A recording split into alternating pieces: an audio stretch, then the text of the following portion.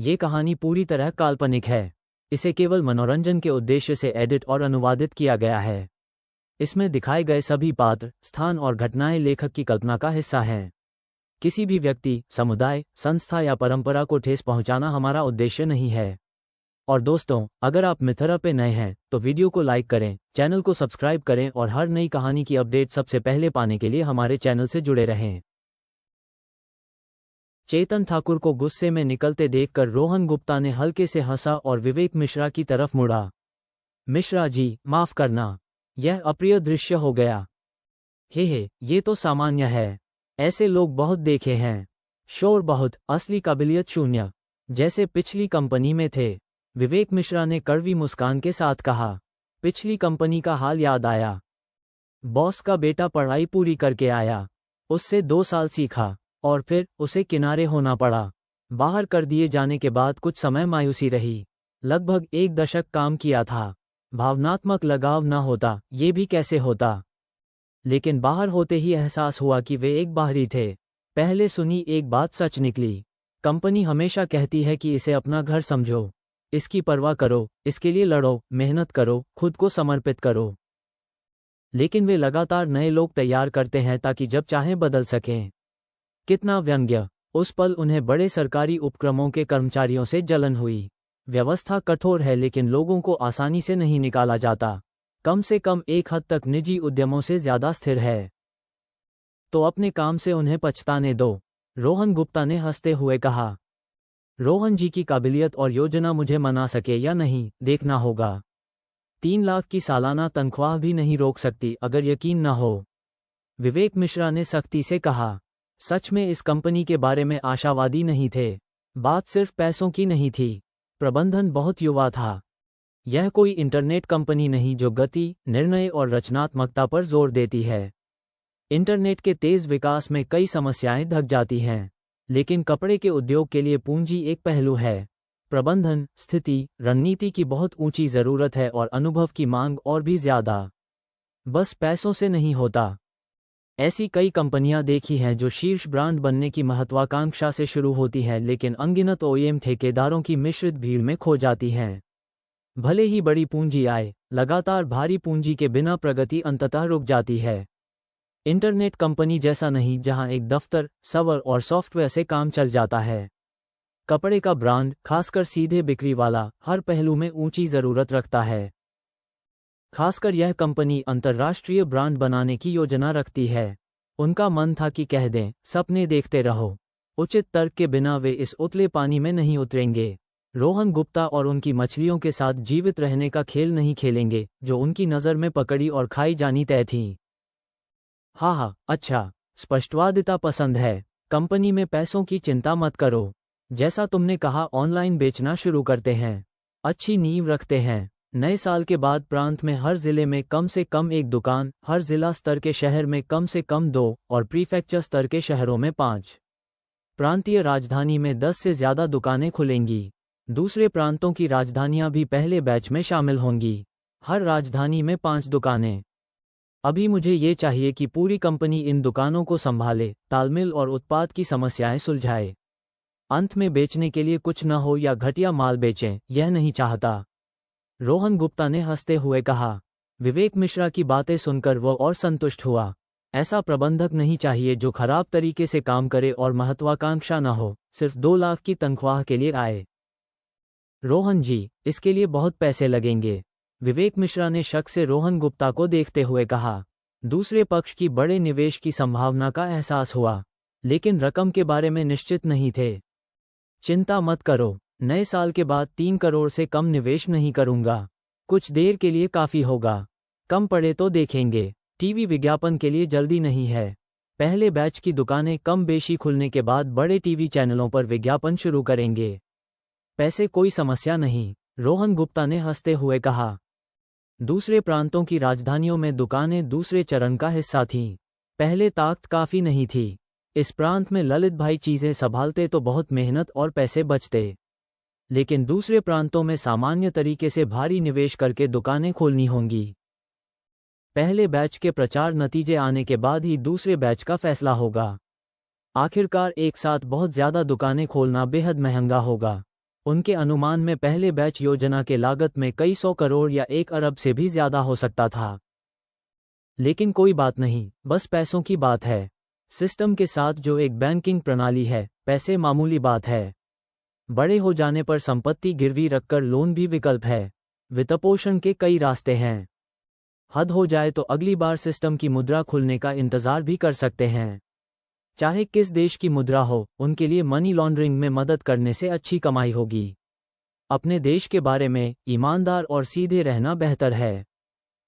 हाँ, ऐसे में मैं आपकी कंपनी में शामिल होने को तैयार हूँ। हालांकि हैरान हुए, लेकिन विवेक मिश्रा ने जल्दी खुद को संभाला और जवाब दिया। 3 करोड़ के वादे ने अभी भी चौंका दिया था। सोचा था ज्यादा से ज्यादा कुछ लाख होंगे। घर वालों के पास इतना पैसा है? लेकिन यह उनके काम की बात नहीं। अभी वे सोच रहे थे कि अपनी काबिलियत कैसे साबित करें। रोहन जी कभी पलट सकते हैं, ये सोचने की फुर्सत नहीं थी। अगर अपने हाथों से एक ब्रांड खड़ा कर सके तो बहुत खुशी होगी। यह उनका पुराना सपना था, जैसे माँ बाप का बच्चे के प्रति होता है, चाहे कैसा भी हो, जब तक स्वस्थ और सुरक्षित हो। शेन टैंग अपैरल में आपका स्वागत है। पहला काम यह है कि हमारी कंपनी का साइनबोर्ड बदलो। रोहन गुप्ता उठा, मुस्कुराते हुए हाथ बढ़ाया और एक अहम कदम आगे रखा। विवेक मिश्रा की काबिलियत से शुरुआती चरण में कंपनी के विकास की चिंता तो नहीं रही। समझ गया, बॉस रोहन। विवेक मिश्रा भी उठे और हाथ मिलाया। एक नई यात्रा शुरू हुई थी। मन में उत्साह था। पैसे और महत्वाकांक्षा वाला बॉस बिल्कुल परफेक्ट था। ठीक है मिश्रा जी, बाकी इंटरव्यू आप पर छोड़ता हूँ। आप इंटरव्यू लेंगे और मैं और प्रिया खन्ना देखेंगे। आखिरकार हमारा तजुर्बा कम है और सभी विभागों की ज़रूरतें पूरी तरह नहीं समझते। अंतिम उम्मीदवारों पर इंटरव्यू के बाद चर्चा होगी, रोहन गुप्ता ने कहा। कोई बात नहीं बॉस, विवेक मिश्रा ने मुस्कुराते हुए कहा। ठीक है, आप मुख्य सीट पर बैठिए, मैं और प्रिया खन्ना बगल में बैठेंगे। रोहन गुप्ता ने कहकर उठा और विवेक मिश्रा के बगल में बैठ गया। प्रिया खन्ना नहीं हिली, वह पहले से एक तरफ बैठी थी। विवेक मिश्रा ने आराम से बैठकर उप जनरल मैनेजर उम्मीदवारों के रेज्यूमे देखने लगे। उनकी पृष्ठभूमि समझने से सही सवाल पूछने में मदद मिलती। इसके बाद विवेक मिश्रा का प्रदर्शन था। उन्होंने कई तरह के सवाल पूछे जिनसे रोहन गुप्ता बार बार सिर हिलाता रहा। सच में सही इंसान चुना था। पेशेवरता निर्विवाद थी।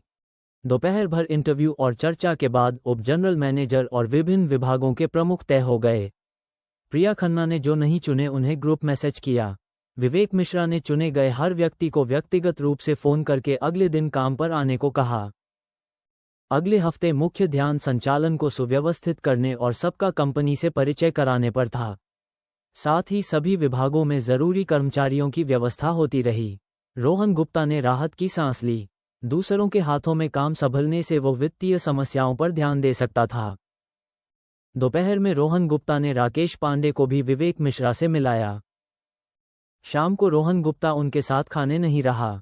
दोपहर में सिस्टम अनुशंसित ग्राहक से संपर्क कर लिया था। शनिवार रात यानी पिछली रात उसने अनुशंसित ग्राहक का काम पूरा किया था। पहले शुक्रवार तक होना था, लेकिन फैक्ट्री अधिग्रहण की वजह से एक दिन देरी हो गई। काम पूरा करने के बाद उसने ग्राहक से पूछा कि कोई और लोन चाहिए या जानते हैं। रोहन गुप्ता को ज्यादा उम्मीद नहीं थी, लेकिन सच में कोई इच्छुक निकला। इससे बहुत खुशी हुई, इसलिए उस शाम मिलने का इंतजाम किया। इस बार महेश पटेल के ढाबे पर नहीं, क्योंकि लोन ग्राहक को ढाबे और रोहन गुप्ता के संबंध की जानकारी नहीं थी, इसलिए किसी और जगह गए। रोहन गुप्ता ने आपत्ति नहीं की, बस एक खाना था, कोई बड़ी बात नहीं। शाम को रोहन गुप्ता वादे के मुताबिक रेस्तरां पहुंचा। कुछ लोग पहले से इंतजार कर रहे थे। शिष्टाचार के बाद काम की बात शुरू हुई। पहले सब ठीक चल रहा था। रोहन गुप्ता 2 महीने के लोन में आपत्ति नहीं थी। इस लोन से अनुभव अंक कमाने की भी जल्दी नहीं थी। इस लोन के बिना भी अगले महीने की पहली तारीख को स्तर 3 पर पहुंच सकता था। लेकिन अनुबंध के खंडों को लेकर मतभेद हुआ। रोहू, अनुबंध उल्लंघन की दंड राशि थोड़ी ज्यादा नहीं है? समय पर वापस न किया तो रोज मूलधन का 1% अतिरिक्त दंड। 1 महीने में ये काफी जमा हो जाता है, एक नौजवान ने कहा। सिस्टम अनुशंसित ग्राहक का नाम था राज शाह, जूते की फैक्ट्री के मालिक। उनके दोस्त ने सुना था कि कई जूते की फैक्ट्रियों ने मिलकर लोन की गारंटी दी थी, जिससे अच्छे दोस्त बन गए थे। लोन मांगने वाले का नाम था दिनेश यादव। उनका बेटा था रोनित यादव। घुसते ही रोहन गुप्ता ने रोनित यादव की आंखों में तिरस्कार देखा, लेकिन कुछ नहीं कहा। जब तक लोन मंजूर हो, परवाह नहीं। ऐसे इंसान की भावनाओं की चिंता करने में रुचि नहीं थी। बस एक संक्षिप्त अभिवादन किया। ये सुनकर राज शाह का चेहरा बदल गया। दिनेश यादव का स्वभाव अच्छी तरह जानते थे। अगर दिनेश यादव चूक नहीं करने का इरादा रखते तो ऐसे मामलों पर बहस न करते। रोनित यादव के बोलते ही राज शाह बेचैन हो गए। क्या ये साफ नहीं था कि चूक की अच्छी संभावना थी? रोहन गुप्ता ने भी माथे पर बल डाला। क्या ये बंदा जानबूझकर कर्ज नहीं चुकाने की योजना बना रहा है? दिनेश यादव भी बेटे की बात से नाराज हुए और डांटा, बंद कर रोनित, क्या बकवास कर रहे हो? ब्याज दर पहले ही काफी कम है। अनुबंध उल्लंघन का दंड थोड़ा ज्यादा हो तो क्या? हम देरी करने का इरादा नहीं रखते। जल्दी चुकाएं तो ब्याज भी कम होगा। ये रोहन गुप्ता का निकाला हल था। अनुबंध में 2 महीने की लोन अवधि थी, लेकिन जल्दी चुकाने पर ब्याज में कटौती का प्रावधान भी था। 2 महीने के लोन पर 2% ब्याज, लेकिन हर 10 दिन जल्दी चुकाने पर 0.2% कम होगा। ब्याज 1% से कम नहीं हो सकता। रोहन गुप्ता खुद घाटे में नहीं जाना चाहता था। अगर वापसी सिस्टम की वसूली से कम हो तो न सिर्फ पैसे गंवाएगा बल्कि सिस्टम से भी झंझट होगी। रकम कम थी, लेकिन बूंद बूंद से घड़ा भरता है। पिता की कड़ी डांट के बाद रोनित यादव के पास चुप रहने के अलावा कोई चारा नहीं था। जानता था कि बेजा था, लेकिन रोहन गुप्ता को देखकर, जो इतना छोटा था फिर भी इतना अमीर, जलन से भर गया। इसके अलावा रोहन गुप्ता ने उसे नज़रअंदाज किया, जिससे वह छोटा महसूस किया और मन में परेशान हो गया। रोहू, माफ करना, रोनित का तजुर्बा कम है। यूनिवर्सिटी से निकले ज्यादा समय नहीं हुआ। नियम कायदे समझ नहीं, मन पर मत लेना। दिनेश यादव ने जल्दी से माफी मांगी। इस अनुकूल लोन को बेटे की वजह से बर्बाद नहीं करना था। कोई बात नहीं यादव जी, समझ सकता हूं। इन खंडों पर कोई सवाल है? रोहन गुप्ता ने हल्के से हंसते हुए कहा। जब तक ये दिनेश यादव का सच्चा इरादा नहीं था, संभालना आसान था। वरना अगर दिनेश यादव को इस खंड पर कोई शंका होती तो लोन देने का विचार ही नहीं करता। ऐसे लोगों से पाला नहीं पड़ना चाहता। जोखिम था, ठगाया जाए तो कहीं मदद नहीं मिलती। सिस्टम उससे रहम नहीं करेगा और वह भी दूसरों पर रहम नहीं दिखाएगा। नहीं नहीं, हम अभी अनुबंध पर हस्ताक्षर करते हैं, दिनेश यादव ने जल्दी से कहा। ये कहकर दिनेश यादव ने जरूरत के हिसाब से अनुबंध भरा और नकद हस्तांतरण के लिए तैयार हुए। ठीक है, ये रहे 4 लाख, गिन लीजिए। रोहन गुप्ता ने अनुबंध देखकर कोई समस्या न मिलने पर थैला आगे बढ़ाया। ठीक है, शुक्रिया रोहू। दिनेश यादव ने थैला लेकर पैसे गिनने लगे। ज्यादा नहीं था, 4 लाख। देर नहीं लगी, अनुबंध की रसीद भाग भरी। रोहू, सच में बहुत एहसानमंद हूँ। एक जाम करते हैं, रोनित को गाड़ी चलानी है, इसलिए उसकी तरफ से मैं चाय पीऊंगा। रोहन गुप्ता के रोकने से पहले दिनेश यादव ने तुरंत 3 कप शराब पी ली। साथ ही रोनित यादव के प्रति रोहन गुप्ता का तिरस्कार और बढ़ा। कामकाज के लिए पिता शराब पी रहे हैं और यह चाय पी रहा है। यहाँ क्यों आया? सुना था कि दिनेश यादव खुद गाड़ी चला के लाए थे। पिता को शराब पीने से रोकने की बजाय रोनित यादव आराम से बगल में चाय पी रहा था। रोहन गुप्ता बस माँ बाप के प्यार की विशालता पर अचंभित हो सकता था। आपसी फायदा, रोहन गुप्ता ने जवाब दिया। 9 दिसंबर, बृहस्पतिवार। एक और हफ्ते की तैयारी के बाद आखिरकार कंपनी का ढांचा खड़ा हो गया। प्रबंधन टीम कंपनी की योजनाओं और मौजूदा स्थिति से परिचित हो गई। रोहन गुप्ता पिछले कुछ दिनों से वहां नहीं गया था। एक तरफ प्रिया खन्ना देख रही थी और दूसरी तरफ विवेक मिश्रा हर दिन फोन पर विभिन्न क्षेत्रों की प्रगति बताते थे। अनुमान था कि अगले शुक्रवार तक तैयारियां ज्यादातर पूरी हो जाएंगी। तब रोहन गुप्ता एक बैठक रखेगा और सबसे औपचारिक परिचय होगा। प्रिया खन्ना इस हफ्ते बहुत व्यस्त थी। फैशन डिजाइनर ढूंढने के लिए चारों तरफ संदेश भेज रही थी। उसके विभाग में बहुत लोग चाहिए थे। योजना के अनुसार ये कंपनी का आधे से ज्यादा हिस्सा बनेंगे।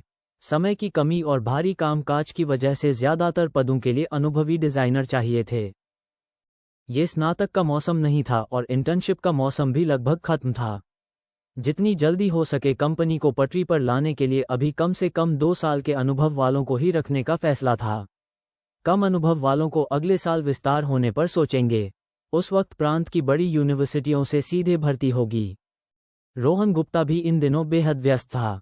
चौथी मासिक परीक्षा आ गई थी। कारोबारी साम्राज्य इस हफ्ते शुरू हो चुका था और जिंदगी का उड़ान भरने का वक्त भी था। यार रोहन, रिवीजन कैसी है? रैंक बरकरार रखने का भरोसा है? नहीं रहा तो बड़ी शर्म होगी। बृहस्पतिवार दोपहर स्कूल छूटते ही आर्यन पटेल किताबों का ढेर उठाए दौड़कर आया। ड्यूटी वाले छात्रों को बाद में परीक्षा कक्ष तैयार करना था। क्लास में किताबें नहीं रखनी थीं। आमतौर पर छात्र किताबें घर ले जाते थे। बेकार की किताबें छात्रावास में रख देते थे। इस हफ्ते की ड्यूटी में रोहन गुप्ता पहले शामिल था, लेकिन करण ओबरॉय ने अचानक स्वेच्छा से उसकी जगह लेने का प्रस्ताव रखा और जल्दी से काम निपटा दिया। रोहन गुप्ता को कोई आपत्ति नहीं थी। लगा करण ओबरॉय सुधार करने की कोशिश कर रहा है। बेशक रोहन गुप्ता को नहीं पता था कि कुछ दिन पहले राहुल सिन्हा ने करण ओबरॉय को फ़ोन करके उसके बारे में जानकारी मांगी थी। उस फ़ोन से करण ओबरॉय डर गया था। जाहिर था अभी रोहन गुप्ता से मुकाबला नहीं कर सकता, इसलिए चापलूसी के अलावा कोई रास्ता नहीं था। नहीं चाहता था कि रोहन गुप्ता पुरानी बातें याद रखे और बदला ले। रोहन गुप्ता ने आर्यन पटेल को देखा और बोला, तुम्हें खुद की ज्यादा चिंता करनी चाहिए। देखो इस महीने सहपाठी कितनी मेहनत कर रहे हैं, आगे न निकल जाएं, ये सोचकर परेशान होगे। रोहन गुप्ता की प्रेरणा से क्लास का पढ़ाई का माहौल इतना अच्छा हो गया था कि क्लास टीचर ऋतु शर्मा बेहद खुश थीं। जो भी प्रतिस्पर्धी छात्र थे वे सब अगला रोहन गुप्ता बनना चाहते थे। कम से कम मौजूदा रैंक बनाए रखना तो चाहते थे न? हाँ, ये बात तो है, लेकिन जब तक कुल नंबरों में सुधार हो, मैं ठीक हूँ। मैं अपने साथ प्रतियोगिता कर रहा हूँ, उनसे नहीं। वैसे तुम्हारे साथ पकड़ नहीं सकता, आर्यन पटेल ने लापरवाही से कहा। हालांकि कहा कि प्रतियोगिता नहीं कर रहा, लेकिन उसकी मेहनत किसी से कम नहीं थी। रोहन गुप्ता से बहुत पीछे नहीं रहना था। पिताजी की तो बात छोड़ो, वो खुद भी बर्दाश्त नहीं कर सकता था। रोहन गुप्ता, शुभकामनाएं। इस परीक्षा में अच्छा किया तो मैं खिलाती हूँ, लेकिन पहले साफ कर दूँ। ज्यादा से ज्यादा हॉट पॉट ही खिला सकती हूँ। इतने पैसे नहीं हैं। प्रिया मल्होत्रा ने सामान बांधते हुए उत्साहवर्धन किया। पैसों की वास्तव में कमी नहीं थी, लेकिन रोहन गुप्ता क्या कर सकता है, उसकी तुलना में उसका बजट छोटा लगता था। चिंता मत करो, इस बार जरूर चौंक जाओगे, रोहन गुप्ता ने हंसते हुए जवाब दिया। सामान पहले ही बांध लिया था, बस प्रिया मल्होत्रा का इंतजार कर रहा था। फुस, चौंकेंगे क्या? क्या ग्रेड में पहला स्थान लेने की कोशिश है, और मुझे चश्मा भी नहीं है, चौंकूंगा कैसे? आर्यन पटेल ने बोलना शुरू कर दिया। गिर तो सकते हो न? रोहन गुप्ता ने मजाक में कहा। बकवास, तुम गिरोगे। अगर परीक्षा में अच्छा नहीं किया तो सब तुम्हारी नज़र लगने की वजह से होगा। तुम्हें जिम्मेदारी लेनी होगी। रोहन गुप्ता के शब्दों पर आर्यन पटेल तुरंत भड़का। आर्यन पटेल की शिकायत नज़रअंदाज करते हुए रोहन गुप्ता ने पूछा, कुछ ही वाक्यों में इतनी जिम्मेदारी आ जाए तो बातचीत में कितना मज़ा है? हे, तुम्हारी कंपनी कैसी है? कब दिखाओगे? प्रिया मल्होत्रा ने हंसते हुए विषय बदला। उसे ये हल्की फुल्की बातचीत काफ़ी मनोरंजक लगी। इस रविवार सुबह कैसा रहेगा? दोपहर में व्यस्त हूँ, जल्दी मत करो, पहले परीक्षा अच्छे से दो, रोहन गुप्ता ने एक पल सोचकर कहा। रविवार दोपहर शालिनी वर्मा के पास जाने का इरादा था। उसे देखे काफ़ी समय हो गया था और याद आती थी। सौभाग्य से शालिनी वर्मा उन चिपकू प्रेमिकाओं में से नहीं थी जो हफ्ते भर न मिलने पर फ़ोन करके पीछे पड़ती हैं। प्रिया मल्होत्रा भी वैसी ही थी, दयालु और समझदार, चिपकू नहीं। यही एक मुख्य वजह थी कि पिछली जिंदगी में उसे बर्दाश्त कर पाया। औरतें अगर पूरे दिन नाक करें और मनमानी दिखाएं तो दूर रहने को कहता। शालिनी वर्मा की गर्मजोशी और परवाह सामने होने पर जो औरत भी राजकुमारी वाला रवैया दिखाने की हिम्मत करे उसे बस एक ही जवाब, भाग जाओ। बेशक जाना है, ढेर सारे कपड़े उठाकर लाऊंगा, आर्यन पटेल ने हंसते हुए कहा। तुम थोड़ी तो महत्वाकांक्षा रखो, रोहन गुप्ता ने तिरस्कार से जवाब दिया। सोचो, ढेर सारे कपड़े लाऊंगा तो बहुत भारे होंगे, बहुत मेहनत होगी और पसीना भी आएगा। देखो मैं कितना मेहनती और लगनशील हूँ, ऐसा इंसान महत्वाकांक्षी नहीं होगा क्या? आर्यन पटेल ने बेशर्मी से पलटवार किया। मन में लगा कि बोलने में निखार आ रहा है। तुम इतने बेशर्म कैसे हो सकते हो? रोहन गुप्ता ने खींचे हुए चेहरे से पलटवार किया। पिछली जिंदगी में, हालांकि आर्यन पटेल इस मामले में कुछ ऐसा ही था, या शायद और बेशर्म और बहसबाज, उसने माना कि वह उससे पार नहीं पा सकता। बस देख सकता था कि आर्यन पटेल बेशर्मी के रास्ते पर उससे बहुत आगे निकल जाए। फिर चुपचाप पलटकर दूसरा रास्ता ले लो। तुमसे सीखा, आर्यन पटेल ने पलटवार किया। मैं कब बेशर्म था? रोहन गुप्ता ने तुरंत विरोध किया।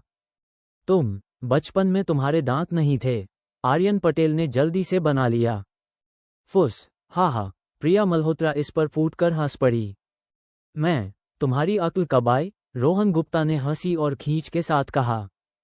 तुमने जबरदस्ती निकलवाई, आर्यन पटेल ने गर्व से कहा, फिर तुरंत गलती का एहसास हुआ। नहीं, जानवर तुम हो, तुम्हारी ही अक्ल निकली। ठीक है, रोहन गुप्ता को मानना पड़ा कि किसी से बहस करना बहुत काम आता है। परीक्षा से पहले का तनावपूर्ण माहौल दूर हो गया। 2 दिन की कठिन परीक्षाएं, छात्रों के लिखने के साथ साथ जांच भी होती रही। परीक्षा खत्म होने से पहले ही रोहन गुप्ता का नाम 8वां हाई स्कूल के टीचरों में चर्चा का विषय बन गया। गणित पर्चा जांच समूह, पुराने लियू, देखो यहाँ, किसी के गणित में पूरे नंबर आए हैं, एक भी गलती नहीं। सब जांच रहे थे कि अचानक एक आवाज ने सबका ध्यान खींचा। आखिरकार 12वीं के पर्चे में पूरे नंबर आसान नहीं होते। सब अपना काम रोक कर देखने लगे। पूरे नंबर? किस क्लास का? कौन है? लियू नाम के टीचर पूछते हुए पास आए। मूर्ख, नाम बंधा हुआ है, कैसे देखूंगा? पुरुष टीचर ने उन्हें खाली नजरों से देखा। पर्चे का बायां हिस्सा बंधा था और नाम छुपा था। हाँ, जाओ टीचर, क्या लिखावट पहचान सकते हो?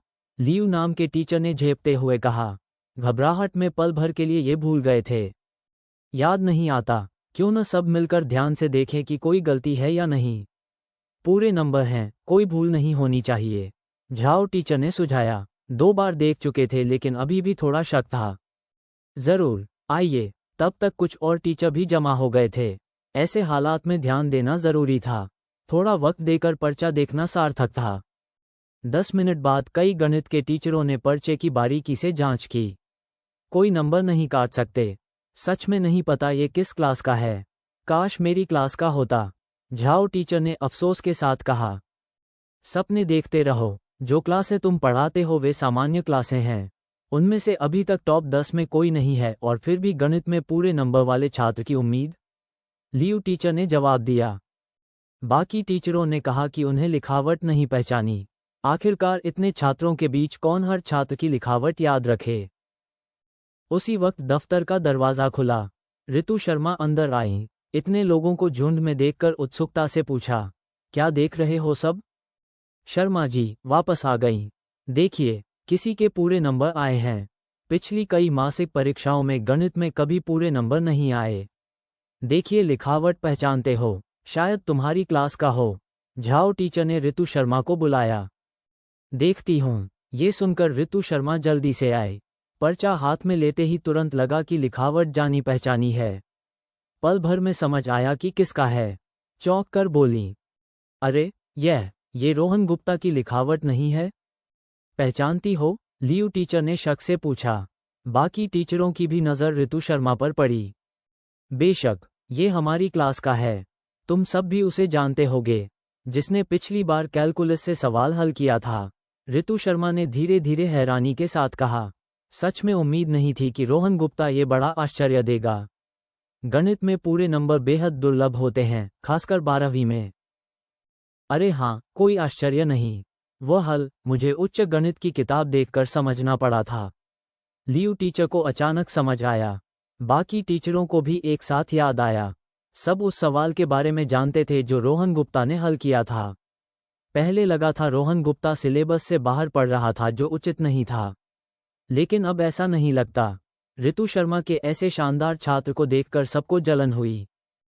ठीक है, कोई दिक्कत नहीं, वह जरूर हकदार है। लड़के ने अच्छा किया। शर्मा जी, बेहतरीन छात्र मिला। हाँ, शर्मा जी, हीरा मिला। बिल्कुल, शर्मा जी, आज रात हमें इंस्टेंट नूडल्स खिलाने होंगे। इंस्टेंट नूडल्स खिलाओ? सच में अनोखी सोच है।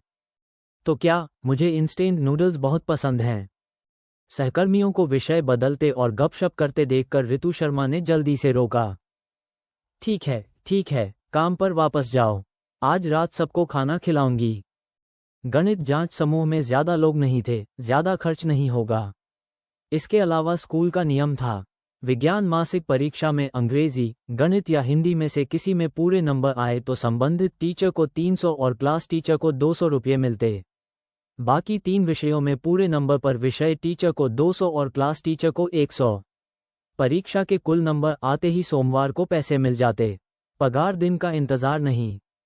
वे क्लास टीचर भी हैं और गणित टीचर भी, इसलिए 500 रुपये आराम से जेब में जाएंगे। अगर सहकर्मियों को नहीं खिलाती तो मन में अपराध बोध होता, लेकिन असली खुशी इनाम से नहीं बल्कि इस बात से थी कि छात्र अच्छा कर रहा है। यही उनकी सबसे बड़ी खुशी थी। लेकिन रोहन गुप्ता की कहानी अभी खत्म नहीं हुई थी। रविवार सुबह आर्यन पटेल सुबह से ढाबे पर रोहन गुप्ता और प्रिया मल्होत्रा का इंतजार कर रहा था। मिनीवैन में कंपनी देखने जाने को तैयार थे। थोड़ा कम स्तरीय था लेकिन कोई चारा नहीं, कम से कम 4 पहिए तो थे न। रोहन गुप्ता महीने के अंत में ललित भाई के साथ एक और लेन देन करके अपने लिए एक अच्छी गाड़ी खरीदने का इरादा रखता था। कंपनी के लिए भी कुछ बेहतर गाड़ियां खरीदेगा। प्रबंधन को गाड़ियां देने की जरूरत नहीं लगी। प्रिया खन्ना और विवेक मिश्रा के पास पहले से गाड़ियां थीं। उप जनरल मैनेजर और विभाग प्रबंधक जरूरत पड़ने पर कंपनी की गाड़ियां शेयर कर सकते थे। न आर्यन पटेल और न प्रिया मल्होत्रा को रोहन गुप्ता की ड्राइविंग की चिंता थी। आर्यन पटेल जानता था कि रोहन गुप्ता पहले कई बार मिनी वैन चला चुका है। वो खुद भी उसमें बैठा था। जानता था कि रोहन गुप्ता एक बेहतरीन ड्राइवर है। बिना लाइसेंस के चलाने के बारे में उसने नज़रअंदाज करना चुना।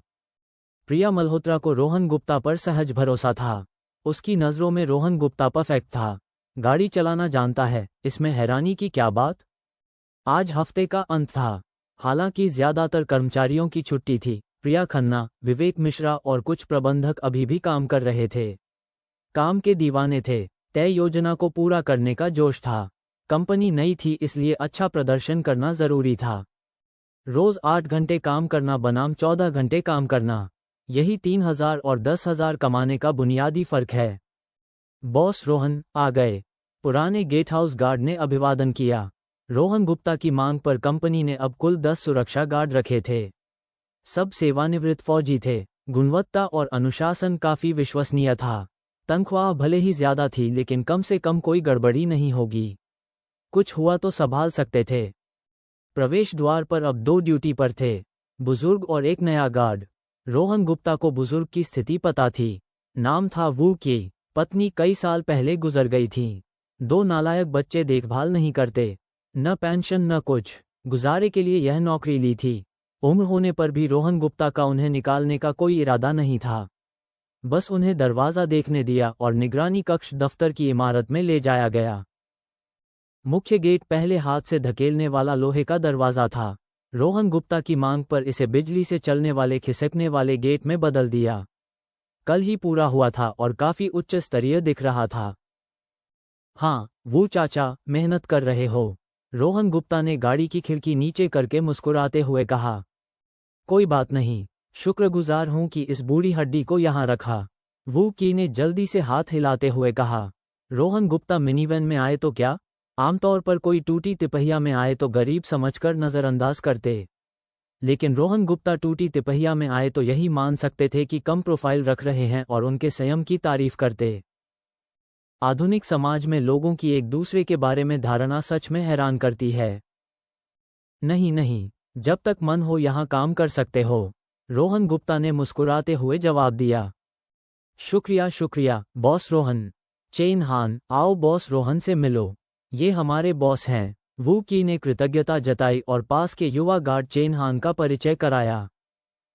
बॉस, नमस्ते। चेन हान आगे आया, रोहन गुप्ता को देखा और आदरपूर्वक जवाब दिया। वू की ने पहले बताया था कि बॉस बहुत छोटे हैं, शायद 17-18 साल, लेकिन सेवानिवृत्त फौजी होने पर मजबूत स्वभाव था। ज्यादा हैरानी नहीं हुई। वो इंसान था जिसने बंदूकें चलाई थीं, तोप उठाई थी, टैंकों का पीछा किया था। बस पैसे हैं और छोटे हैं, इसमें चौंकने की क्या बात, वरना देश की शिक्षा के लायक नहीं होता। हाँ, नमस्ते। जोश अच्छा है। मेहनत करो, कंपनी निराश नहीं करेगी। रोहन गुप्ता ने संतुष्टि से सिर हिलाया। फौजियों में हमेशा फौजी की शान होती है। बॉस से बात करते हुए भी पीठ सीधी।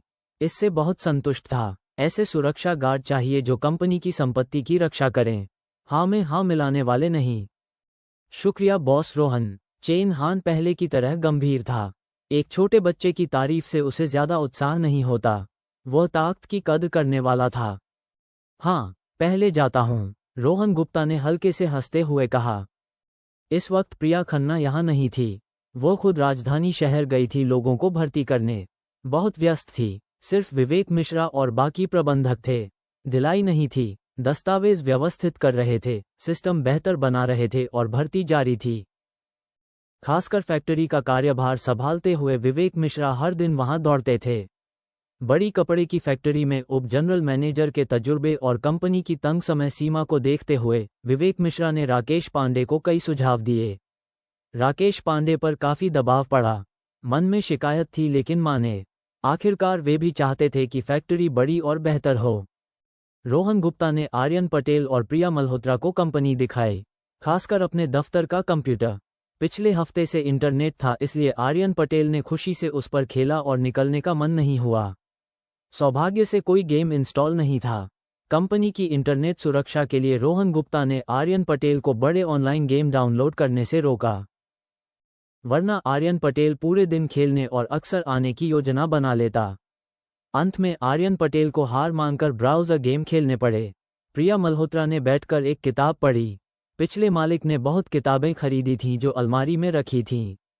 किताबों की हालत देखकर रोहन गुप्ता समझ गया कि पिछले मालिक ने शायद कभी खोला नहीं, बस दिखावे के लिए रखा होगा। रोहन गुप्ता विवेक मिश्रा से थोड़ी बात करके निकल गया। विवेक मिश्रा अभी बेहद व्यस्त थे। रोहन गुप्ता को लगा बाहरी होने के नाते रास्ते में नहीं आना चाहिए। विभाग प्रबंधकों से भी नहीं मिला। अगले हफ्ते सब व्यवस्थित होने पर मिल सकता है। 2 घंटे से ज्यादा रोहन गुप्ता के दफ्तर में बिताकर आर्यन पटेल मन मार कर गया। इस वक्त प्रिया मल्होत्रा की रोहन गुप्ता के प्रति प्रशंसा थमने का नाम नहीं ले रही थी। आर्यन पटेल ने देखा और उलझकर दोनों की तरफ देखा, जिससे रोहन गुप्ता ने मन में आह भरी। प्रिया मल्होत्रा के थोड़ा और करीब आने का थोड़ा अफसोस था, फिर भी उससे पूरी तरह संपर्क तोड़ने की कोई इच्छा नहीं थी। आखिरकार शालिनी वर्मा को बचपन से जानता था और वापसी से पहले हाई स्कूल के 3 साल समेत 1 दशक से ज्यादा से प्रिया मल्होत्रा से परिचित था। इतने लंबे समय से जाने एक दोस्त से पूरी तरह नाता तोड़ने का दिल कैसे होता? शायद ऐसे कारण थे जिनसे वह अनजान था, लेकिन उसे उलझन में डाल रहा था। अंत में फैक्ट्री नहीं गया। आर्यन पटेल ने पहले कपड़े लाने की बात कही थी, लेकिन वह बस मुंह की बात थी। सच में घर कपड़े कैसे ले जाता? बहुत ज्यादा होता। देर भी हो रही थी। कंपनी देखकर रोहन गुप्ता मिनीवैन लेकर ढाबे वापस गया। दोपहर में ढाबे पर खाना खाकर रोहन गुप्ता सेब और कई तरह के फल लेकर शालिनी वर्मा के घर ऑटो से गया। रोहन, फिर इतना खरीद लाए? पिछली बार का अभी खत्म नहीं हुआ। ज्यादा हो तो खराब हो जाएगा। शालिनी वर्मा के शब्द डांट के थे, लेकिन आवाज में हल्की नज़ाकत थी जिससे रोहन गुप्ता को बेहद अच्छा लगा। ज्यादा नहीं, और खाओ। मामा मामी दुकान जाएं तो कुछ घर भी ले जाएंगे, रोहन गुप्ता ने हंसते हुए कहा। जानता था कि शालिनी वर्मा के माता पिता अच्छी चीजें शालिनी के लिए बचाते थे, इसलिए आमतौर पर सस्ते फल खरीदते। रोहन गुप्ता के लाए फल सबसे महंगे थे, इसलिए खाने में हिचकिचाते थे। वरना वर्मा परिवार के 3 लोग सामान्य रूप से खाएं तो पिछली बार के फल अब तक खत्म हो जाते। हाँ रोहन, परीक्षा कैसी रही? शालिनी वर्मा ने रोहन गुप्ता के लिए केला छीलते हुए धीमे से पूछा। इस छोटी सी हरकत से रोहन गुप्ता बेहद संतुष्ट हुआ। बहुत अच्छी, लगता है ग्रेड में पहला भी आ सकता हूँ, रोहन गुप्ता ने केला लेकर मुंह भरते हुए कहा। हे, बढ़ चढ़कर बोलते रहो। अब ग्रेड में पहला? इतनी तरक्की कैसे होगी? सच में ग्रेड में पहले आए तो शायद हमारे स्कूल में भी टॉप 10 में आओगे, शालिनी वर्मा ने धीरे से हंसते हुए कहा। ठीक है, शर्त लगाते हैं। क्या शर्त लगाना है? रोहन गुप्ता ने तुरंत पलटवार किया। आमतौर पर कोई यकीन न करे तो परवाह नहीं करता, लेकिन शालिनी वर्मा वह औरत थी जिसे वह सबसे ज्यादा प्यार करता था। उसे अपने चरित्र पर सवाल नहीं उठाने दे सकता। शर्त नहीं, जुआ पसंद नहीं, और आगे तुम्हें भी जुआ नहीं खेलना, समझे?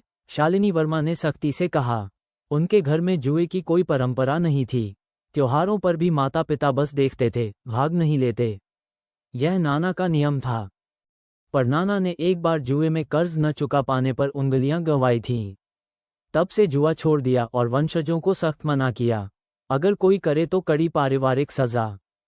हाँ, समझ गया, हे, ऐसा करते हैं। अगर पहला आऊं तो तुम्हें मेरे साथ शॉपिंग पर जाना होगा। बहुत सुंदर कपड़े खरीदूंगा, मना नहीं कर सकती, रोहन गुप्ता ने सोचकर सुझाया। शालिनी वर्मा के पर नाना की बात जानता था और उनसे सहमत था। जुआ बिल्कुल नहीं। छोटी शर्त खुशी देती है, बड़ी शर्त जिंदगी बर्बाद करती है, ये कहावत झूठी है। असलियत ये थी कि जुआ जुआ है। एक बार लत लगी तो नियंत्रण असंभव। बहुत संभव है कि कंगाल हो जाओ, खुद को और दूसरों को बर्बाद करो, अनगिनत परिवार तबाह हो जाएं। पहला न आए तो? शालिनी वर्मा ने उत्सुकता से पूछा। तो बस कुछ कम कपड़े खरीदूंगा, रोहन गुप्ता ने जैसे ये स्वाभाविक बात हो इस तरह जवाब दिया। हमेशा कपड़े खरीदने की क्यों सोचते हो?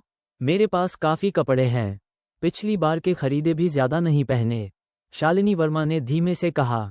यह एक कारण था कि रोहन गुप्ता को शालिनी वर्मा पसंद थी। चाहे नाराज हो या कोई और भाव, शालिनी वर्मा के नाजुक अंदाज में सब कुछ नर्म हो जाता था। एक पत्नी की शान याद दिलाता था जिसे नजरअंदाज करना असंभव था। रोहन गुप्ता का दिल इसका विरोध नहीं कर सका और धीरे धीरे पिघलता जा रहा था। और किसके लिए खरीदूंगा? बस तुम्हारे लिए खरीदना अच्छा लगता है। रोहन गुप्ता ने आगे बढ़कर उसे पकड़ा, आंखों में देखा और जोश से कहा। बस यही चाहता था कि शालिनी वर्मा के लिए चीजें खरीदे जब तक उसे पसंद आए। नहीं, पहला आए तो मेरे लिए खरीदो, पहला न आए तो मैं तुम्हारे लिए खरीदूंगी।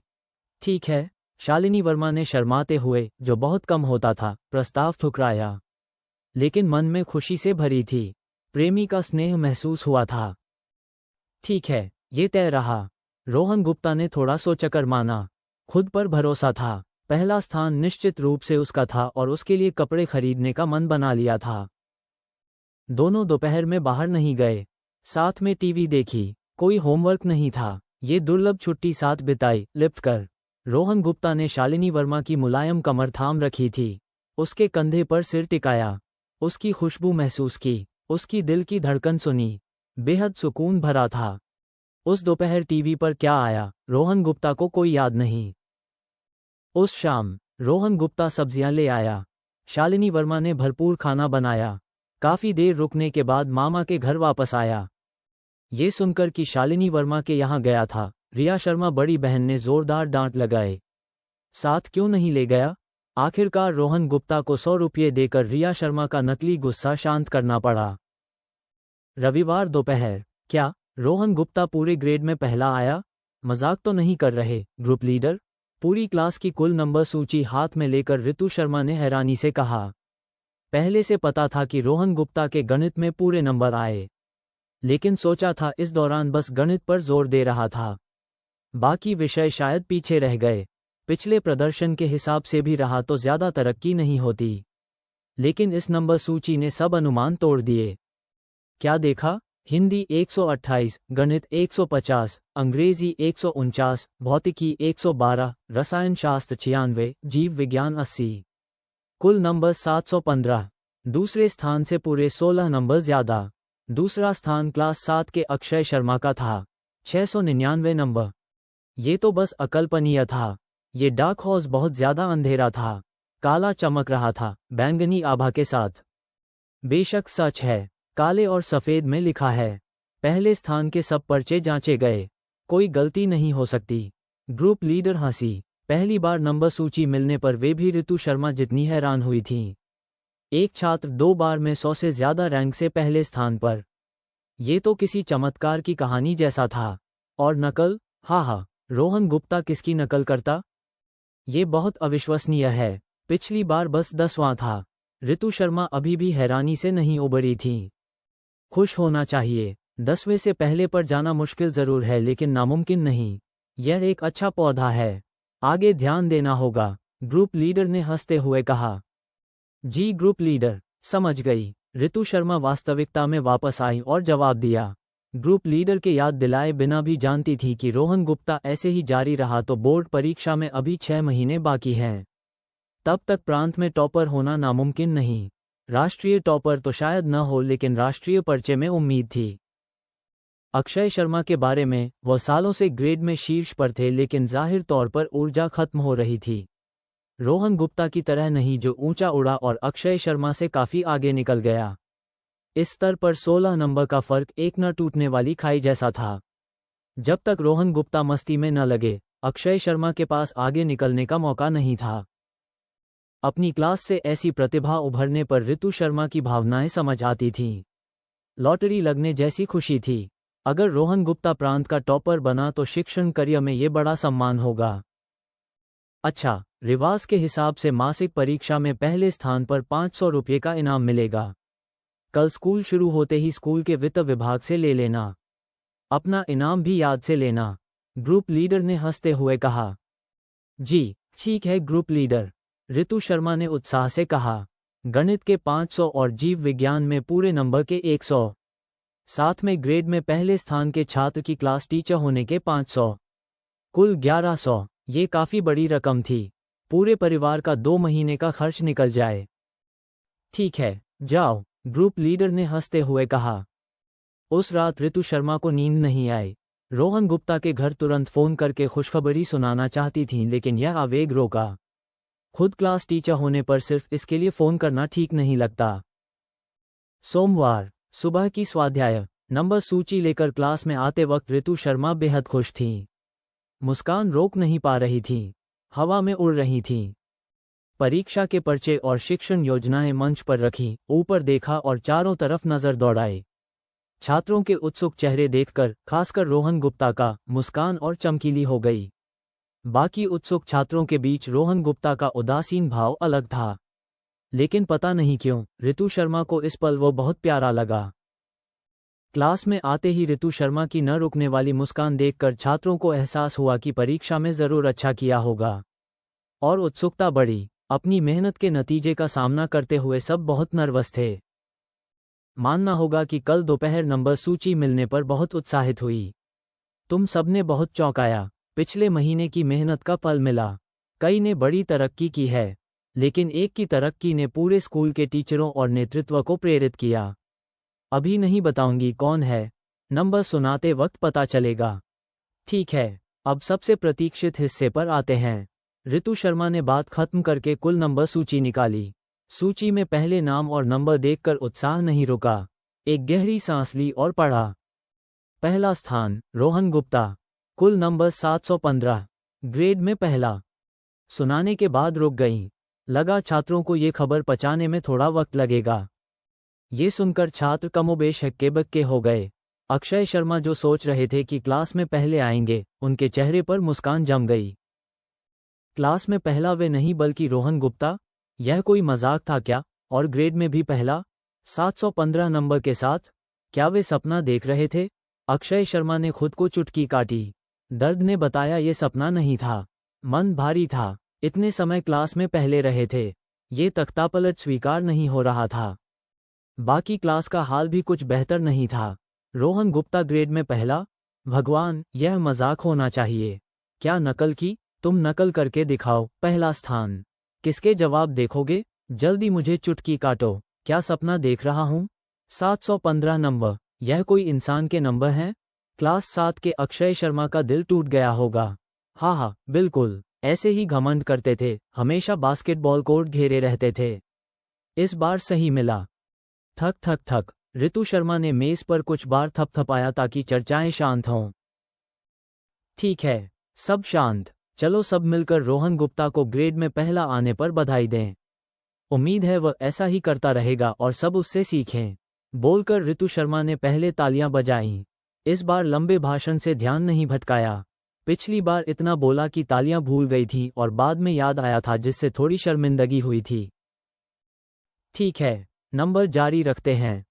दूसरा स्थान अक्षय शर्मा, कुल नंबर 691, ग्रेड में तीसरा। तीसरा स्थान प्रिया मल्होत्रा, कुल नंबर 683, ग्रेड में पांचवां। चौथा स्थान विकास गुप्ता, कुल नंबर 671, ग्रेड में 9वां। अक्षय शर्मा ने जब सुना कि उनके नंबर सिर्फ 691 हैं तो कोई अफसोस नहीं रहा। फर्क बस कुछ नंबर नहीं बल्कि 24 नंबर था। जैसे दोनों अलग अलग दुनिया में हों। मन में हार मानने को तैयार थे लेकिन ये स्वीकार नहीं कि रोहन गुप्ता उनसे बेहतर है। प्रिया मल्होत्रा ने तो अपने नंबर भी नहीं सुने।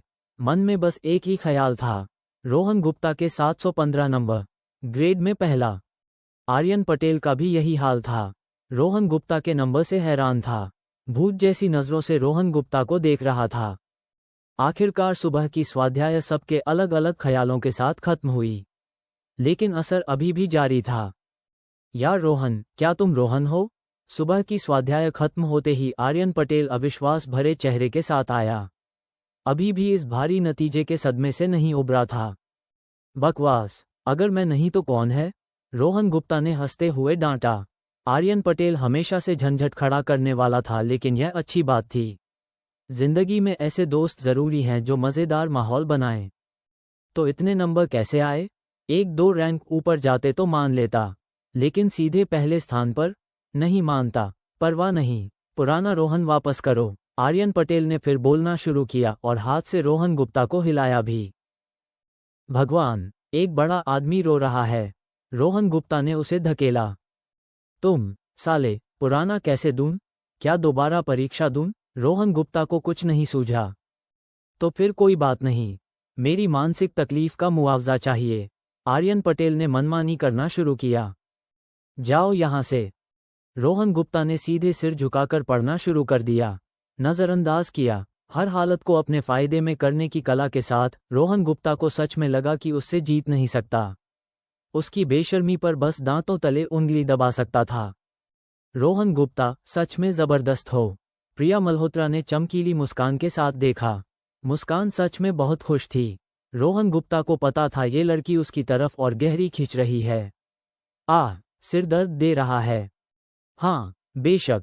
पहले स्थान का जश्न मनाने के लिए आज रात आर्यन के घर के ढाबे पर जाने का फैसला किया है। रोहन गुप्ता ने अन्य ख्यालों को परे हटाते हुए कहा।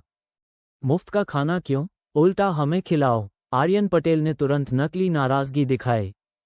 तुम्हें पहले स्थान वाले की चापलूसी का मौका दे रहा हूं। पिछली बार खिलाने के लिए जो पैसे बचाए थे वे अभी भी हैं। रोहन गुप्ता ने मनोरंजित मुस्कान के साथ कहा। वे पैसे स्कूल छोड़ने वाले बच्चों को दान के लिए थे। आर्यन पटेल ने ये सुनते ही तुरंत मना किया और जेब पकड़ ली। यह उसके निजी पैसे थे। दान दिया? रोहन गुप्ता ने अधीरता से पूछा। जमा करके दूंगा। आर्यन पटेल ने ये कहते हुए जरा भी नहीं शर्माया। धिक्कार है, ये खाना मेरी तरफ से है। रोहन गुप्ता ने कहा। ठीक है, जब तक मुझे नहीं देना तो चलेगा। आर्यन पटेल ने आंख मारकर मुस्कुराते हुए कहा। जो चाहो करो, मजाक बंद। आज रात मामा के परिवार को भी लाऊंगा। महेश पटेल अंकल को बोलो दोपहर में सबसे बड़ा प्राइवेट कमरा बुक न करें। रोहन गुप्ता ने गंभीरता से कहा। कोई बात नहीं, अभी पापा को मैसेज करता हूं ताकि दोपहर में बुक न हो जाए। आर्यन पटेल ने हंसते हुए कहा। हाँ यार रोहन, अपनी बचपन की दोस्त को भी बुलाओगे? मैंने अभी तक उसे नहीं देखा। आर्यन पटेल ने संकेत दिया। उसे प्रिया मल्होत्रा के रोहन गुप्ता के प्रति लगाव के बारे में पता नहीं था, वरना ऐसी बेवकूफ़ी नहीं करता। नहीं, वो पढ़ाई में व्यस्त है। रोहन गुप्ता ने कहा। आज रात प्रिया मल्होत्रा भी होगी। शालिनी वर्मा को इससे तकलीफ होती तो अच्छा नहीं होता। ओह, बचपन की दोस्त का जिक्र सुनकर प्रिया मल्होत्रा का चेहरा अनिवार्य रूप से उदास हो गया। अभिमान उसे तीसरा पहिया बनने नहीं देता था। रोहन गुप्ता के साथ नसीब तो था लेकिन किस्मत नहीं। शायद पूरी जिंदगी बस दोस्त रहेंगे। मन में दुख लिए प्रिया मल्होत्रा का पूरी सुबह चेहरा उदास रहा। रोहन गुप्ता ने नहीं देखा। सोचा शायद उसके महीने के दिन चल रहे होंगे। इस उम्र में लड़कियां कई कारणों से परेशान होती हैं। पिछली जिंदगी में रोहन गुप्ता ने एक मजाक सुना था कि एक छोटी लड़की दिन में कई बार रोई। पूछने पर पता चला कि उसकी स्कूल की यूनिफॉर्म किसी और से मिल गई थी। उम्मीद नहीं थी लेकिन आखिरकार किसी औरत का मन पढ़ने की कोशिश नहीं करेगा। अगला दिन रोहन गुप्ता के लिए दिखावे का दिन था। पूरे दिन बोर्ड पर सवाल समझाने के लिए बुलाया गया, लेकिन रोहन गुप्ता को बुरा नहीं लगा। इससे समझ और गहरी हुई। हिंदी को छोड़कर रोहन गुप्ता लगभग सभी विषयों में पहला था। हिंदी में तो क्लास के टॉप 5 में भी नहीं आया। पूरे पीरियड में हिंदी टीचर उसे नाराजगी से देखते रहे। इससे रोहन गुप्ता असहज हुआ। हिंदी में नंबर बुरे नहीं थे, लेकिन दूसरे विषयों में पहले स्थान की तुलना में थोड़े कम थे। तुलना न हो तो नुकसान न दिखे। स्कूल के नेतृत्व क्या सोचेंगे? बाकी सब विषयों में नंबर 1, तो हिंदी टॉप 5 में क्यों नहीं? क्या ये पढ़ाने की समस्या है? रोहन गुप्ता मेहनत से पढ़ता है या नहीं, ये छोड़ो। सवाल उठेगा तो बस टीचर पर। आखिरकार रोहन गुप्ता को एक तरफ ले जाकर उसकी हिंदी इतनी साधारण क्यों है, यह नहीं पूछ सकते न? जब तक स्कूल नेतृत्व पागल न हो, रोहन गुप्ता के ग्रेड में पहले स्थान के बारे में अभी सिर्फ यही कर सकते हैं कि टीचर को बेहतर पढ़ाने के लिए कहें। बाकी विषय शानदार हैं, यानी छात्र की सीखने की क्षमता में कोई समस्या नहीं। तो सवाल करने के लिए बचा बस टीचर। इसलिए हिंदी टीचर अभी भारी दबाव में थे। लेकिन क्या करें, रोहन गुप्ता को बस हिंदी पर ध्यान लगाने के लिए मजबूर नहीं कर सकते। ग्रेड के पहले छात्र को कोई भी टीचर मनमाने ढंग से नहीं डांट सकता। उस दिन रोहन गुप्ता का व्यवहारिक रूप से कोई होमवर्क नहीं था। बस कुछ किताबें याद कीं। उसके नज़रिए से किताबें सबसे बुनियादी संसाधन हैं। नींव पक्की हो तो सवाल बदलने से फर्क नहीं पड़ता। वापसी के बाद से उसने कोई अतिरिक्त ट्यूटोरियल या अभ्यास की किताब नहीं खरीदी। खरीदने का क्या फ़ायदा? वक्त बर्बाद करना है। उसकी नज़र में स्कूल की किताबों को अच्छे से समझने से परीक्षाएं बहुत आसान हो जाती हैं। नियमित होमवर्क अभ्यास के साथ रोहन गुप्ता को सुरक्षा के एहसास के लिए अंधाधुंध सवाल हल करने की ज़रूरत नहीं थी। चलते चलते खाते हुए रोहन गुप्ता घर पहुंचा। लगा दोनों बहनें अभी नहीं आईं, वरना घर में घुसते ही रिया शर्मा की आवाज़ ज़रूर सुनाई देती। उस वक्त मामी भी वापस आ चुकी थीं और सोफे पर बैठकर टीवी देख रही थीं। रोहन गुप्ता के नतीजे का बेसब्री से इंतज़ार था। बेटी के नतीजे के बारे में ज़्यादा चिंता नहीं थी। नतीजा शायद पहले जैसा ही होगा, ज़्यादा बदलाव नहीं। रोहन गुप्ता की तरह नहीं, जिसने पहले सैकड़ों रैंक की छलांग लगाई थी। जानना चाहती थी कि इस बार रोहन गुप्ता ने क्या किया। रोहन, क्या ये सच है? क्या सच में ग्रेड में पहला आए? मामी ने हाथ में कागज़ लिए अविश्वास से देखा। 715 नंबर, ग्रेड में पहला? ये तो बहुत। उन्हें भरोसा नहीं हो रहा था कि रोहन गुप्ता ग्रेड में पहले स्थान पर छलांग लगाएगा। लेकिन 715 नंबर और रोहन गुप्ता की खुद की पुष्टि ने शक की गुंजाइश नहीं छोड़ी। मामी, बिल्कुल सच है। काले और सफ़ेद में लाल सुधार के साथ साफ लिखा है।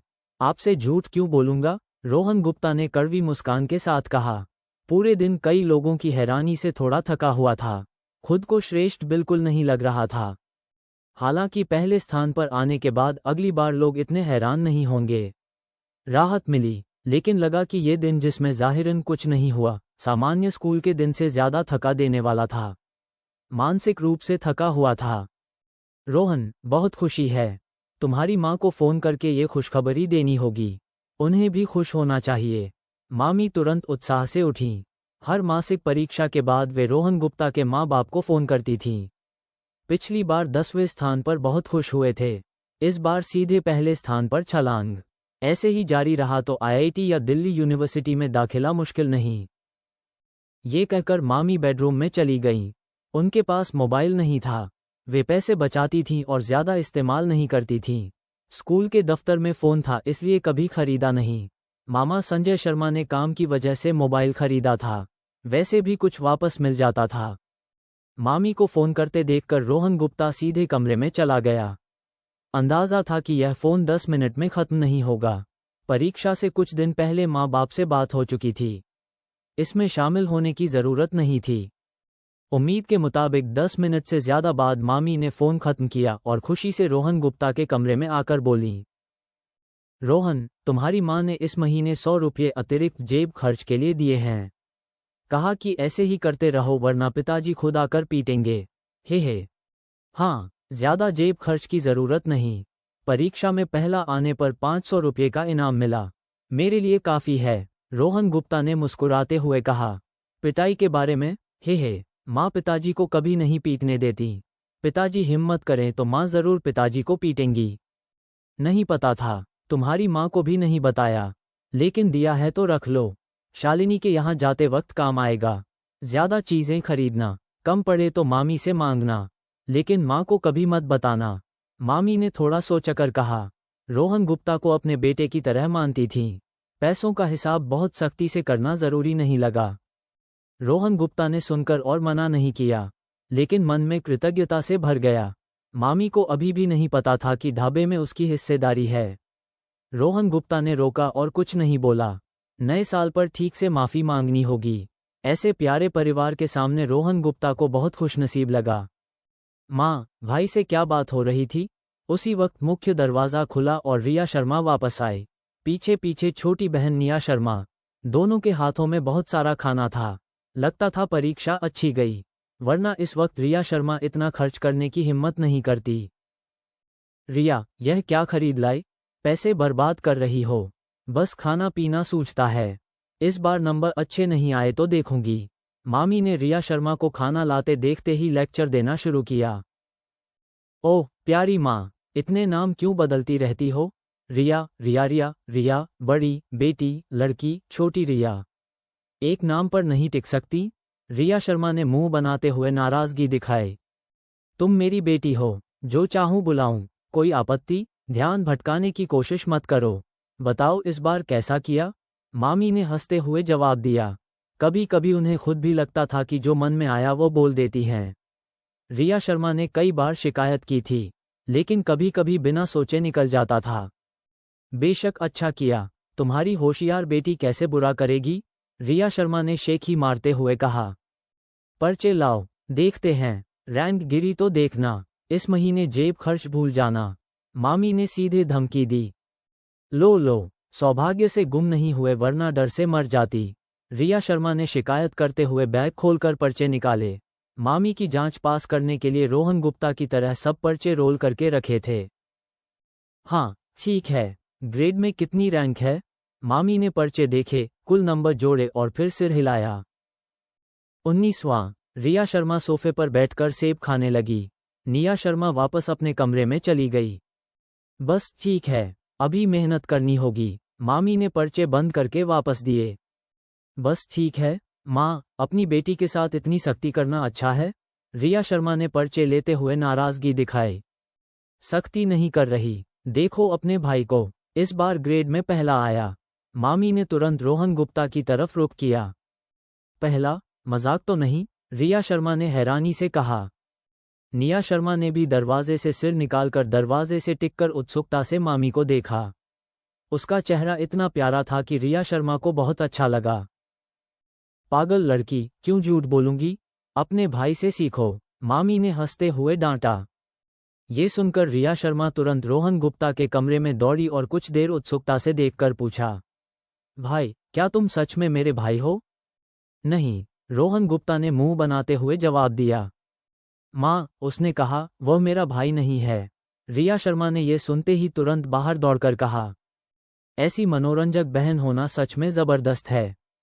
मामी, खाना मत बनाओ, आज रात बाहर खाते हैं, मेरे दोस्त के ढाबे पर जाते हैं। रोहन गुप्ता ने टीवी देखते हुए जल्दी से खाना बनाने के लिए तैयार मामी को रोका। बहुत बढ़िया, फिर दावत होगी। दावत का जिक्र सुनते ही रिया शर्मा तुरंत खिल उठी और तालियां बजाईं। मामी ने रुककर रिया शर्मा के सिर पर हल्के से थपकी देते हुए कहा, बस खाने की सोचती है। देखो, इस मासिक परीक्षा में 19वां स्थान, बस एक रैंक बेहतर। माँ, मेरे स्कूल में बहुत टॉपर हैं, भाई की तरह असामान्य नहीं हो सकती। रिया शर्मा ने प्यार से तर्क दिया। वैसे भी एक रैंक ऊपर आना सच है। अपने भाई से सीखो, 2 परीक्षाओं में 100वें से पहले स्थान पर। अब देखो बहन, वह हमेशा ग्रेड में पहली है। मामी ने न माना और लेक्चर जारी रखा। मैं इन दोनों से नहीं जीत सकती। रिया शर्मा हताश हुई। आमतौर पर परिवार की तुलना का निशाना रोहन गुप्ता होता था और दबाव उस पर नहीं होता था, लेकिन अब घर में 2 पहले स्थान वाले थे। 19वां होना थोड़ा शर्मनाक लगा। पूरे परिवार का ध्यान उस पर केंद्रित होने वाला था। काफी समय तक इन दोनों की छाया में जीना पड़ेगा। भविष्य अंधकार में लग रहा था। तो किससे जीत सकती हो? मामी ने दबाव बनाया। मैं। बाबूजी, माँ फिर परेशान कर रही है। आपको मेरा साथ देना होगा। एक रैंक ऊपर आई फिर भी आलोचना। मामा संजय शर्मा को घर आते देखकर रिया शर्मा तुरंत दरवाजे पर दौड़ी, उनका बैग लिया और बेचारी सी आवाज में समझाया। जी, रिया काफी अच्छा किया। मामा संजय शर्मा ने राजनयिक तरीके से कहा। उनकी बस 2 बेटियां थीं। बड़ी बेटी खासकर उनसे बहुत लगाव रखती थी। छोटी ज्यादा स्वतंत्र थी, पैसे खत्म हो जाएं तो मांगती। उनके नजरिए से बेटियों को शीर्ष पर होना जरूरी नहीं, ऐसा हो तो उन्हें और बोझ लगता। तुम हमेशा उसे बिगाड़ते हो, मामी ने शिकायत की। असली नाराजगी नहीं थी, बल्कि यही तो परिवार होता है। बेशक, एक जीवंत और प्यारी बेटी को प्यार नहीं करना चाहिए, है न भाई? रिया शर्मा ने जल्दी से रोहन गुप्ता की तरफ मुड़कर प्यार दिखाया। ये देखकर रोहन गुप्ता ने तुरंत हार मानी और मन मारते हुए सहयोग किया। यह मेरे काम की बात क्यों है? ओह हाँ, करना चाहिए। यही तो सही बात है। रिया शर्मा ने रोहन गुप्ता को समझदारी भरी नजरों से देखा। शाम 7:30 बजे रोहन गुप्ता और मामा के परिवार स्वाद बहार ढाबे पर पहुंचे। आर्यन पटेल और प्रिया मल्होत्रा पहले से आ चुके थे। इस वक्त ढाबे के वेटर और अंजलि मेहरा समेत बाकी सबको पहले ही सावधान कर दिया था कि रोहन गुप्ता को छोटे बॉस या ऐसे किसी नाम से न बुलाएं। मामी को शक न हो। रोहन गुप्ता और उनका ग्रुप ढाबे पर पहुंचे तो वह पहले से भरा हुआ था। अगर सुबह सबसे बड़े प्राइवेट कमरे को बुक करने के लिए मैसेज न किया होता तो बैठने की जगह नहीं मिलती। दोपहर में आर्यन पटेल ने कहा भी था कि आधा घंटे और देरी से मैसेज आता तो कमरा किसी और को बुक हो जाता। पहले रोहन गुप्ता को बहुत चिंता थी कि प्रिया मल्होत्रा को देखकर मामी और बाकी कुछ ज्यादा न सोच लें। पिछले कुछ दिनों में प्रिया मल्होत्रा ने उसके प्रति अपनी प्रशंसा खुलकर दिखाई थी। स्कूल में ये कोई बड़ी बात नहीं थी। छात्र होने पर पढ़ाई में अच्छे लोगों को अच्छा समझना स्वाभाविक है और कोई ध्यान नहीं देता। लेकिन मामी और बहनें बहुत बारीकी से देखने वाली औरतें थीं और ऐसा नहीं सोचतीं। बिना सहानुभूति के उनकी सोच सहपाठियों से अलग थी। उनके नज़रिए से एक साधारण महिला सहपाठी और एक आकर्षक महिला सहपाठी 2 बिल्कुल अलग श्रेणियों में होती हैं। लेकिन घबराए हुए रोहन गुप्ता ने जब प्रिया मल्होत्रा का परिचय कराया तो उसके व्यवहार से राहत मिली। उस वक्त प्रिया मल्होत्रा ने अपना शुरुआती ठंडा रवैया वापस ले लिया था। सबसे उदासीन, दूरी बनाए रखने वाले भाव से पेश आए। न मामी ने और न दोनों बहनों ने ज्यादा ध्यान दिया। ऐसे ठंडे रवैये के साथ कोई सोच भी नहीं सकता था कि रोहन गुप्ता इसमें रुचि रखेगा। प्रिया मल्होत्रा का प्रदर्शन देखकर रोहन गुप्ता ने पीठ पीछे मन में बड़ा अंगूठा दिखाया। सच में जबरदस्त अभिनेत्री, आर्यन पटेल से कहीं ज्यादा भरोसेमंद, जो थोड़ा सकते में और अजीब लग रहा था। परिचय के पूरे समय प्रिया मल्होत्रा बिल्कुल अलग इंसान थी।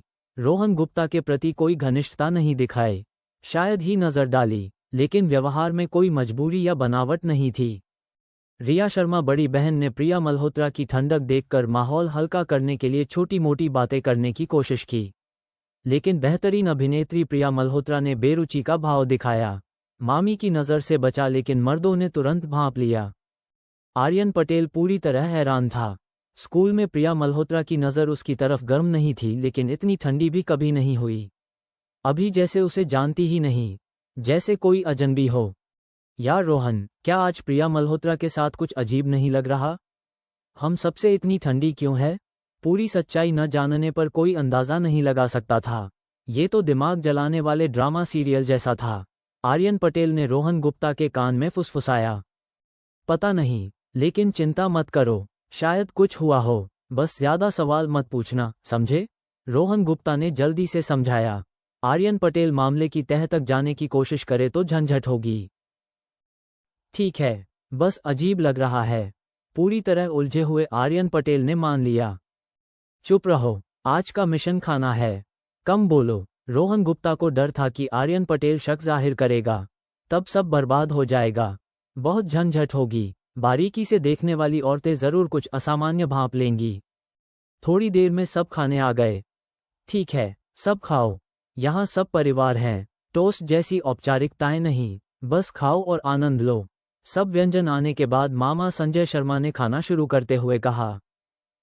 ये सुनकर बाकी सबने सहमति में सिर हिलाया। छात्र होने पर छात्रों की तरह पेश आना चाहिए, बड़ों की तरह टोस्ट करना बेतुका होता। मामा संजय शर्मा भी यही चाहते थे और बाकी भी। ये सुनकर खाने की दीवानी रिया शर्मा तुरंत मछली के सिर की करी की कटोरी का आनंद लेने लगी। जाहिर था उसे बहुत मजा आ रहा था। निया शर्मा हमेशा की तरह शांत थी। बीच बीच में रिया शर्मा और मामी को खाना परोसती रही।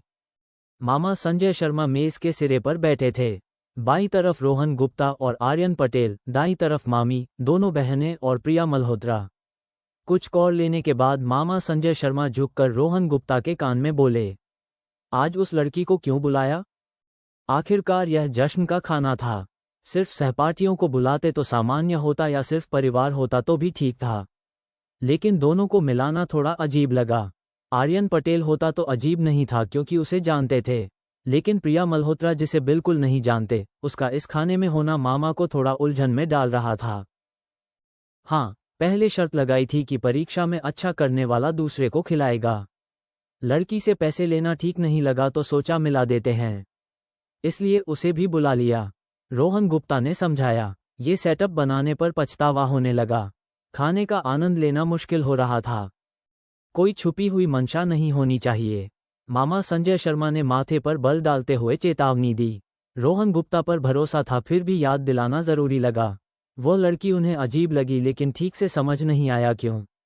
हालांकि वो शायद ही रोहन गुप्ता की तरफ देखती थी। मामा को पुलिस के सालों के तजुर्बे से सहज अंदेशा था कि प्रिया मल्होत्रा का व्यवहार थोड़ा असामान्य था। निश्चिंत रहें, शालिनी के प्रति बेवफाई कैसे करूंगा? वो बस एक सहपाठी है। मामा, ज्यादा मत सोचिए, रोहन गुप्ता ने हंसते हुए कहा, हालांकि दिल जोर से धड़क रहा था। मामा पुलिस थे, ऑस्कर लायक अभिनय में भी कमी ढूंढ लेते। हाँ, भरोसा है, लेकिन शालिनी के साथ कुछ गलत किया तो टांगे तोड़ दूंगा, मामा संजय शर्मा ने सख्ती से कहा। कोई बात नहीं, ऐसा हुआ तो खुद को माफ नहीं करूंगा, रोहन गुप्ता ने भरोसा दिलाया। अच्छा, अगले शनिवार मामी का जन्मदिन है। शालिनी और उनके घरवालों को खाने पर बुलाओ, समझे? मामा ने फिर कहा। समझ गया, मुझ पर छोड़ दीजिए, रोहन गुप्ता मुस्कुराया। तब उसे याद आया कि मामी का जन्मदिन आने वाला है। मन में नोट किया कि कुछ खास तैयार करना होगा। भूल ही गया था कि तुम अब रसोइये भी हो। ठीक है, सब तुम पर, मामा संजय शर्मा ने कहा। ठीक है, कोई बात नहीं, रोहन गुप्ता ने जवाब दिया। अभी कुछ ही कौर खाए थे कि रोहन गुप्ता का फोन बजा। महेश पटेल अंकल का था। माथे पर बल डाला। वे ऊपर होने पर फोन क्यों कर रहे हैं? जरूर कुछ जरूरी है। रोहू, जरूरी बात है। कुछ नशे में गुंडे नीचे आकर हमारे ग्राहकों को पीट रहे हैं। महेश पटेल की घबराई हुई आवाज फोन पर आई। सुनते ही रोहन गुप्ता ने तुरंत गंभीरता भांप ली। जल्दी उठकर बाकियों से बोला, तुम खाते रहो, मैं बाहर एक फोन करके आता हूँ। मामी और बाकियों को चिंता नहीं होनी चाहिए। बस कुछ गुंडे थे, खाना बाधित नहीं करना था। रोहू, क्या जरूरी है? मामा संजय शर्मा ने पूछा। कोई बात नहीं, जल्दी आता हूँ। रोहन गुप्ता के बोलने के बाद जल्दी से उठकर कमरे से बाहर निकल गया। अब तक महेश पटेल सीढ़ी के प्रवेश द्वार पर इंतजार कर रहे थे। महेश अंकल, पुलिस को फोन किया? हाँ, पुलिस जल्दी आएगी, महेश पटेल ने जल्दी से जवाब दिया। ठीक है, अच्छा किया, नीचे जाकर देखते हैं, रोहन गुप्ता ने कहकर जल्दी से सीढ़ियां उतरने लगा। पीड़ित एक जोड़ा था जो मजे से खाना खा रहा था जब पुरुष की चॉपस्टिक से गलती से एक गुंडे के नेता के चेहरे पर गर्म चटनी उड़ गई। गुंडा तुरंत भड़क गया और शराब के नशे में मुक्के बरसाने लगा। पीड़ित ग्राहकों को वेटर ने पहले ही बचा लिया था। महेश पटेल ने भी तुरंत रिएक्ट किया। आखिरकार ग्राहकों को पिटते देखकर बैठे नहीं रह सकते। ढाबा बंद हो जाता। सीढ़ियों पर थोड़ा नीचे उतरते ही रोहन गुप्ता को गालियों की बौछार सुनाई देने लगी। साले, मेरे मुंह पर चटनी उड़ाई, उसे लाओ, आज अगर गुस्सा नहीं निकाला तो ये ढाबा तोड़ दूंगा। वेटर बेशक नहीं माने। ग्राहकों ने नजरअंदाज किया। नशे में धुत गुंडे के नेता ने झपटकर एक वेटर को मुक्का मारकर गिरा दिया। लात भी मारी। बाकी कर्मचारी डर के मारे पलटवार नहीं कर सके। आखिरकार बस वेटर थे, बाकी गुंडे किनारे खड़े तमाशा देख रहे थे। पिटे हुए ग्राहक को पकड़ने ही वाले थे कि एक आवाज आए, भाई, थोड़ी सी चटनी के लिए इस तरह पीटना तो ज्यादती है। रोहन गुप्ता ने भीड़ चीरते हुए हंसते हुए कहा। साले, तू कौन है? नशे में धुत ने परवाह किए बिना गाली दी। ये सुनते ही रोहन गुप्ता के चेहरे पर मुस्कान गायब हो गई। जगह ले ली ठंडे भाव ने। थप्पड़। रोहन गुप्ता ने आगे बढ़कर उसे थप्पड़ मारकर गिरा दिया। थप्पड़ इतनी तेज था कि आदमी एक पल के लिए सकते में आ गया। सिर हिलाकर समझा कि मार पड़ी। चेहरा जल रहा था, पता था जोरदार सूजन होगी। गुर्गे भी सकते में थे, मुंह खुला रह गया। होश आया, भाषा सुधारो, माँ बाप को बीच में मत लाओ, रोहन गुप्ता ने ठंडे स्वर में कहा। साले, तीनों जाओ, क्या मुझे पिटते देखते रहोगे? लेकिन बोलते ही रसोई से 6-7 रसोइये बाहर निकल आए। हाथों में बेलन, चम्मच और ऐसे ही हथियार थे। महेश पटेल भी समझदार थे। चाकू लेकर आए तो गहरी मुसीबत होगी। ऊपर मामा संजय शर्मा होने पर भी इतनी मनमानी नहीं कर सकते। तुम क्या कर रहे हो? ये टूटा फूटा ढाबा खुला नहीं रहना चाहता? हाँ, इतने सारे विरोधी और उनके हथियार देखकर गुंडे के नेता का आत्मविश्वास डगमगाया। खुला रहेगा या नहीं ये तुम तय नहीं करोगे। तुम क्या करते हो, कहाँ से हो? रोहन गुप्ता ने माथे पर बल डालकर पूछा। साले। थप्पड़। रोहन गुप्ता ने एक और थप्पड़ मारा और गुंडे का नेता दूसरे गाल पर खाकर गिरा। बॉस की यह हालत देखकर तीनों गुर्गे घबराकर थूक गटक कर रह गए। हिम्मत नहीं हुई। रोहन गुप्ता से डर नहीं था लेकिन रसोइयों के झुंड से था। ये सब अक्सर लड़ते थे, लेकिन अगर विरोधियों ने रसोई से चाकू निकाल लिए तो क्या होगा, यही सबसे ज्यादा डरावना था। आखिरकार वे भगोड़े मुजरिम नहीं थे। गुंडे भी कई तरह के होते हैं। अब होश आया, पलटवार किया तो हर गाल पर एक एक थप्पड़ मिलेगा, रोहन गुप्ता ने सख्त आवाज में कहा। क्या सब मर गए हो? इसे पकड़ो। गुंडे के नेता ने चेहरा थामे उठते हुए आगे बढ़ने की हिम्मत न करके गुस्से से गुर्गों पर चिल्लाया। नशा उतर गया था लेकिन थप्पड़ों से सिर चकरा रहा था। भाई, 10 से ज्यादा हैं और सबके पास हथियार हैं। ये लड़ाई नहीं जीत सकते। आज हथियार भी नहीं लाए, पुलिस भी आती होगी। अब बात बढ़ाना ठीक नहीं। एक गुर्गे ने कड़वी मुस्कान के साथ पास आकर कहा। वे भी फंसे हुए थे, इस हालत में लड़ नहीं सकते। इसके अलावा दूसरे पक्ष ने शायद पहले ही रिपोर्ट कर दी। जल्दी निकलना बेहतर था। तुम रुकना, तुम्हारा ढाबा बंद करवाऊंगा। चलते हैं। गुंडे का नेता भी थप्पड़ों से डर गया था। तत्काल संघर्ष से बचना बेहतर सोचकर बाद में और लोग बुलाकर ढाबे के मालिक को ताकत दिखाएगा। साथ ही यह छात्र दिखने वाला नौजवान उसे मार मार कर ठीक करेगा। जैसे ही गुंडे का नेता पलटने वाला था, रोहन गुप्ता की आवाज उसके कान में पड़ी। क्या मैंने जाने की इजाजत दी? ये सुनते ही नेता तुरंत रुक गया, थोड़ा सूजा हुआ और नाराज चेहरा बिगड़ा। धमकाने वाले भाव के साथ दांत पीसते हुए बोला। क्या बात है, रोकना चाहते हो? मैंने तुम्हारे बंदों को पीटा, तुमने मेरे बंदों को। बराबरी हो गई, झंझट खड़ी करना है? नहीं नहीं नहीं, तुम लोग समस्या नहीं हो। बस फिर पूछना है, तुम लोग क्या करते हो और कहाँ रहते हो? रोहन गुप्ता ने हल्की मुस्कान के साथ कहा। इन लोगों की पृष्ठभूमि समझे बिना जाने देने की हिम्मत नहीं थी। इसके अलावा महेश पटेल ने पुलिस को पहले ही फोन कर दिया था। इन लोगों को रोककर सबक सिखाना जरूरी था, भविष्य में बदले से बचने के लिए भी और किसी जिम्मेदार को ढूंढने के लिए भी।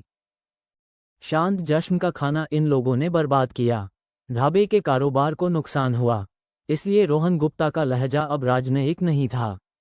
रोहन गुप्ता के शांत और आत्मविश्वास से भरे रहने पर एक डरे हुए छात्र की तरह नहीं, नेता थोड़ा बेचैन हुआ। हकलाते हुए बोला, हम भेड़िया भाई के साथ हैं। मुझे नाराज किया तो भेड़िया भाई को नाराज किया। जयपुर में तुम्हारे लिए कोई जगह नहीं होगी। तुम्हारा टूटा फूटा ढाबा बंद होने के लिए तैयार रहे। ये भेड़िया भाई कौन है और क्या करता है? रोहन गुप्ता ने पूछा। यकीन नहीं था कि देश में बड़े पैमाने पर गुंडा गिरोह अभी भी हों। ज्यादा से ज्यादा कुछ मनोरंजन स्थानों और गृह उद्योगों पर नियंत्रण रखने वाले आपराधिक गिरोह होंगे। इसमें कभी शामिल नहीं रहा, इसलिए किसी बड़े शख्स के बारे में कोई जानकारी नहीं थी। पूरे जयपुर पर राज करने का दावा हैरान करने वाला था। ऐसे किसी को नाराज करना झंझट वाला होगा, भले ही डर न लगे। भेड़िया भाई को नहीं जानते? वे पश्चिम शहर का ये हिस्सा चलाते हैं, नेता ने घमंड से कहा। रोहन गुप्ता को भेड़िया भाई के बारे में पता नहीं, ये जानकर थोड़ी राहत मिली। भेड़िया भाई के संपर्कों के हिसाब से शहर में लगभग सबको उनके बारे में पता होना चाहिए। रोहन गुप्ता को नहीं पता, इसका मतलब वो इस क्षेत्र में बिल्कुल नया है। रोहन गुप्ता के पास कोई जवाब नहीं था। एक छोटे गुंडे का नेता इतने घमंड से जयपुर पर नियंत्रण का दावा करे, ये हिम्मत कहाँ से आई? ऐसा नालायक साथी तथाकथित भेड़िया भाई को देर सबेर मुसीबत में जरूर डालेगा। रोहन गुप्ता के नजरिए से अपराधी दुनिया में बुरा अंजाम होने की मुख्य वजह यही अलग अलग गुर्गे हैं, गैरकानूनी गतिविधियां नहीं। क्यों? पहले, ये लोग बेचैन, बेधड़क और हमेशा झंझट खड़ी करने वाले होते हैं। दूसरे, झंझट हो तो बड़े भाई को ठीक करना होगा ना, नहीं किया तो साख खत्म, बिना समर्थन के बेकार बड़ा भाई। तो सवाल ये है, एक मामला ठीक कर सकते हो, 10 का क्या, 100 का क्या? मामले गंभीरता में अलग अलग होते हैं। छोटे कानूनी उल्लंघन से लेकर गंभीर अपराध तक, एक बार उलझ गए तो बचकर निकलना नामुमकिन। फिर क्या? ये गुंडे बहुत लोगों की नफरत कमाते हैं, और अंततः ये गुर्गे किसी ऐसे को जरूर नाराज करते हैं जिसे नहीं करना चाहिए। तो हल क्या है? बेशक, बड़े भाई को नमूने के तौर पर पकड़ो। इतने मामलों में उलझे होना, तो रोहन गुप्ता के नज़रिए से इन तथाकथित बड़े भाइयों का हाल इन गुर्गों के हाथों मारे जाने से अलग नहीं। लेकिन क्या करें? कोई शरीफ इंसान, प्रतिभाशाली या काबिल व्यक्ति तुम्हारे साथ गुंडागर्दी क्यों करेगा? बस एक बेकाबू भीड़ भर्ती होगी और उन्हीं से बर्बाद होंगे। यह एक सरल और कड़वा सच है। पहले अपराधी दुनिया में शामिल होने वाले कुछ प्रतिभाशाली थे। आखिरकार उस समय सामाजिक उन्नति के कम मौके थे। कई प्रतिभाशाली लोगों के पास जाने की जगह नहीं थी। लेकिन अब समाज आगे बढ़ा है। काबिलियत हो तो समाज में नौकरी की कमी नहीं। चाकू की धार पर खून चाटने वाली जिंदगी कौन चुनेगा? जो गुंडे बनते हैं वे बस शरीफ काम के लायक नहीं होते और झंझट में मजा आता है। रोहन गुप्ता के नज़रिए से अपराधी दुनिया का पतन गुर्गों का बड़े भाइयों के लिए गड्ढे खोदने का इतिहास है। अगर लगता है कि बड़े भाई बस गैरकानूनी गतिविधियों से बर्बाद हुए तो बहुत भोले हो। बर्बादी है। पैसे कमाने के इतने अच्छे मौके होते हुए ये काम क्यों करते हो? तुम्हारा नाम क्या है? रोहन गुप्ता ने आह भरी। अफसोस कि अच्छी नौकरी में लग सकती मेहनत सामाजिक व्यवस्था बिगाड़ने में जा रही है। साथ ही उनके भविष्य पर भी अफसोस। इन बेकाबू बच्चों, इन नालायक बेटों के लिए घरवाले कितने चिंतित होंगे। सब मुझे हाव भाई कहते हैं, नेता ने तुरंत गर्व से जवाब दिया। अपनी हैसियत पर बेहद गर्वित था। हाव भाई? ठीक है, जा सकते हो, बस इलाज का खर्च और ढाबे का नुकसान चुकाओ, रोहन गुप्ता ने ठंडे स्वर में कहा। हाव भाई? वो हाव भाई जिसके बारे में किताब में पढ़ा?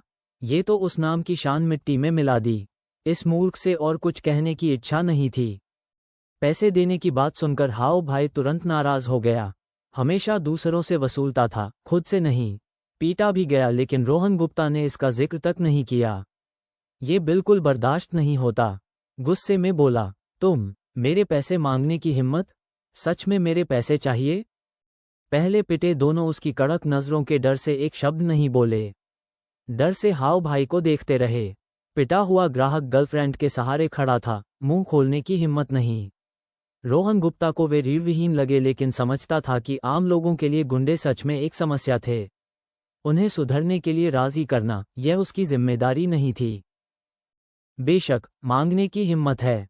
किसी को पीटने के बाद इलाज का खर्च देना होता है। साथ ही ढाबे का कारोबार भी बाधित किया। पैसे मांगना बिल्कुल उचित है। या चूकने का इरादा है? रोहन गुप्ता ने चंचल मुस्कान के साथ कहा। उसी वक्त पुलिस की गाड़ी आती दिखी। वांग दारोगा आगे थे। अब बस सामान्य प्रक्रिया का पालन करना था। चिंता करने की जरूरत नहीं। यहाँ क्या हो रहा है? सब यहाँ क्यों जमा हो? अरे चूहे, नालायक, फिर झंझट खड़ी की। चलो मेरे साथ, वांग दारोगा कमरे में घुसते हुए चिल्लाए। गुंडों के बारे में अलर्ट मिलने पर गुस्से में थे। भगवान, रात को चैन नहीं मिलता। चूहा? रोहन गुप्ता ये सुनकर हंसे बिना नहीं रह सका। ये तो दिलचस्प है। वांग साहब, मेरी गलती नहीं। इसने मेरे चेहरे पर गर्म चटनी उड़ाई। बर्दाश्त नहीं हुई। इसने मुझे मारा भी। देखिए मेरा चेहरा, थोड़ा चक्कर भी आ रहा है। शायद सिर में चोट लगी हो। सिर? ओए, बहुत दर्द हो रहा है। अस्पताल जाना है। इन पर मुकदमा करूंगा। जाने पहचाने पुलिस वाले को देखते ही हाव भाई ने तुरंत शिकायत करना शुरू किया। इतनी बार थाने गया था कि कुछ पुलिस वालों को जानता था। अगर रोहन गुप्ता खेलना चाहता है तो वह भी तैयार था। पहले मुकदमा करेगा, दूसरे पक्ष को झंझट में डालेगा, घिन दिलाएगा। इलाज का खर्च? हा, मन में सोचा, तुम्हारी कब्र खोदूंगा। ये सुनकर वांग दारोगा तुरंत भड़क गए। ये, सबके सामने, इतनी बेशर्मी से नाम लेकर बुलाना, और भीड़ में मामा संजय शर्मा को देखकर लगभग हाथ पांव फूल गए। पिछले प्रमुख इसी ढाबे के गुंडों की वजह से मुसीबत में पड़े थे। नए प्रमुख अक्सर यहाँ आते हैं, ये सब जानते हैं। इन लोगों को सबक सिखाना होगा, हमेशा उनके लिए झंझट खड़ी करते हैं। सिरदर्द? बाद में और ज्यादा सिरदर्द दूंगा, खासकर लोगों को मारने वाले छात्र के लिए। हाओ भाई का साथ देने का तो सवाल नहीं। मामला प्रमुख के सामने बिगाड़ना नहीं था। छोटे लियू, इन सबको लेकर चलो। हाँ वांग साहब, मैं पीड़ित हूँ। वांग साहब, हाओ भाई ने जल्दी से कहा। ठीक से बात करो, बस वांग साहब मत कहते रहो। थोड़ी देर पहले मारपीट में थे और यहाँ फिर झंझट। सबक सिखाए बिना जाने नहीं मिलेगा। छोटे लियू, ले जाओ, वांग दारोगा ने जल्दी से कहा। पहले अपना नाम साफ करना था। भीड़ को यह न लगे कि उनका इन गुंडों से कोई संबंध है। भीड़ को अचानक समझ आया, ये आदतन अपराधी थे जो इतनी बार झंझट में पड़े थे कि पुलिस से जान पहचान हो गई थी। अच्छा था कि मिलीभगत नहीं थी, हालांकि कुछ तमाशे की उम्मीद में थे। अफसोस। पुलिस ने भीड़ की परवाह किए बिना गुंडों को गाड़ी में ले गई। तेज नज़र वालों ने भीड़ में पीछे मामा संजय शर्मा को देखा। हर जगह अच्छी छाप छोड़ने की कोशिश कर रहे थे। तमाशा खत्म होने पर लोग फिर खाने में लग गए। जोड़े और वेटर स्टाफ बयान देने थाने गए। रोहन गुप्ता को जाने से मामा संजय शर्मा ने रोक लिया। प्रमुख जी, उम्मीद नहीं थी कि आप यहाँ खाने आए हैं। परेशान किया, माफ करें। वांग दारोगा ने मामा संजय शर्मा से चुपके से कहा। हाँ वांग, कोई बात नहीं। दूसरी मंजिल पर खाना खा रहा था। गुंडे को मारने वाला मेरा भतीजा है। मैंने सब देखा। पहले उसे अपमानित किया गया। तुम बस कानून लागू कर रहे हो। कल मैं बयान देने आऊंगा, मामा संजय शर्मा ने कहा। इस वक्त रोहन गुप्ता को बयान नहीं देना चाहते थे, वरना मामी की शिकायत का कोई अंत नहीं होता। कभी कभी वे भी अपने परिवार के साथ अलग व्यवहार करने से नहीं चूकते। ये तो सबके साथ होता है। जी, जाकर उन्हें अच्छा सबक सिखाऊंगा। अपनी गलती का एहसास नहीं है उन्हें, होश में आने तक नहीं छोड़ूंगा। वांग दारोगा ने जल्दी से वादा किया, लेकिन मन में एक बड़ा सवाल था। प्रमुख का भतीजा इस ढाबे के लिए क्यों खड़ा हुआ? उनका क्या रिश्ता है? कहीं पिछले प्रमुख के पतन का कारण याद करके वांग दारोगा के माथे पर पसीना आ गया। कहीं ये कोई जाल तो नहीं? आगे सोचने की हिम्मत नहीं हुई। सोच बहुत डरावनी थी। आंखों में हैरानी और घबराहट छुपाने के लिए वांग दारोगा ने जल्दी से सिर झुका लिया। लेकिन मन की उथल पुथल अभी भी शांत नहीं हुई। हाँ, जाओ, रात को ओवरटाइम मेहनत है। अच्छा काम करते रहो, मामा संजय शर्मा ने मुस्कुराते हुए कहा। अरे, कोई मेहनत नहीं, जनता की सेवा है। उन गुंडों के नुकसान का मुआवजा भेज देंगे। नहीं, खुद लेकर आऊंगा। वांग दारोगा ने जल्दी से संभलते हुए बेहद खुश भाव दिखाया। प्रमुख की मान्यता मिलने पर बेशक खुशी हुई। पहले कभी मामा संजय शर्मा के सामने अपनी काबिलियत नहीं दिखाई थी। बॉस के पास रहे बिना वह काबिलियत कैसे देखेंगे? मन में पक्का किया कि वापस जाकर गुंडों को सबक सिखाएंगे, वरना मामा संजय शर्मा को जवाब देना मुश्किल होगा।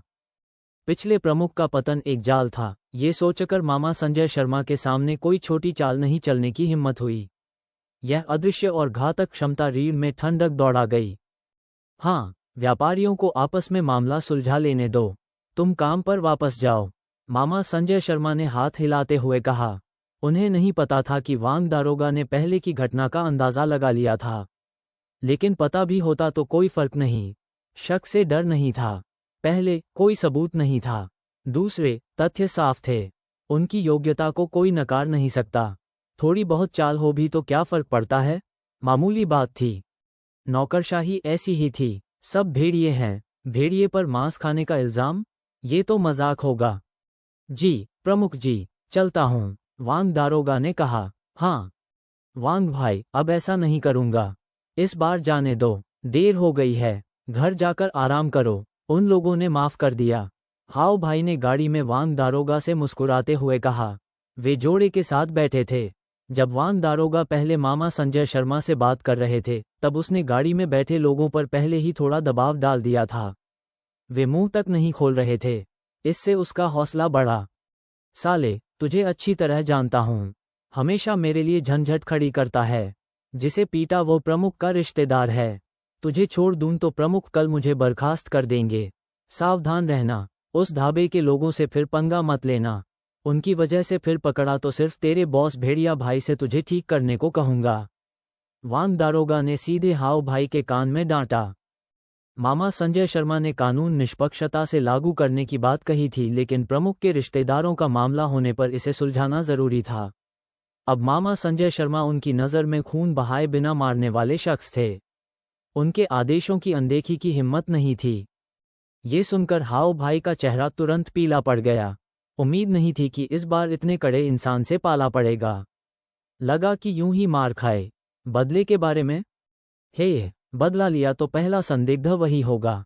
उनकी क्षमता से वे सीधे बड़े भाई के पास जाएंगे। सबूत हो या ना हो, बड़ा भाई उसे नहीं छोड़ेगा।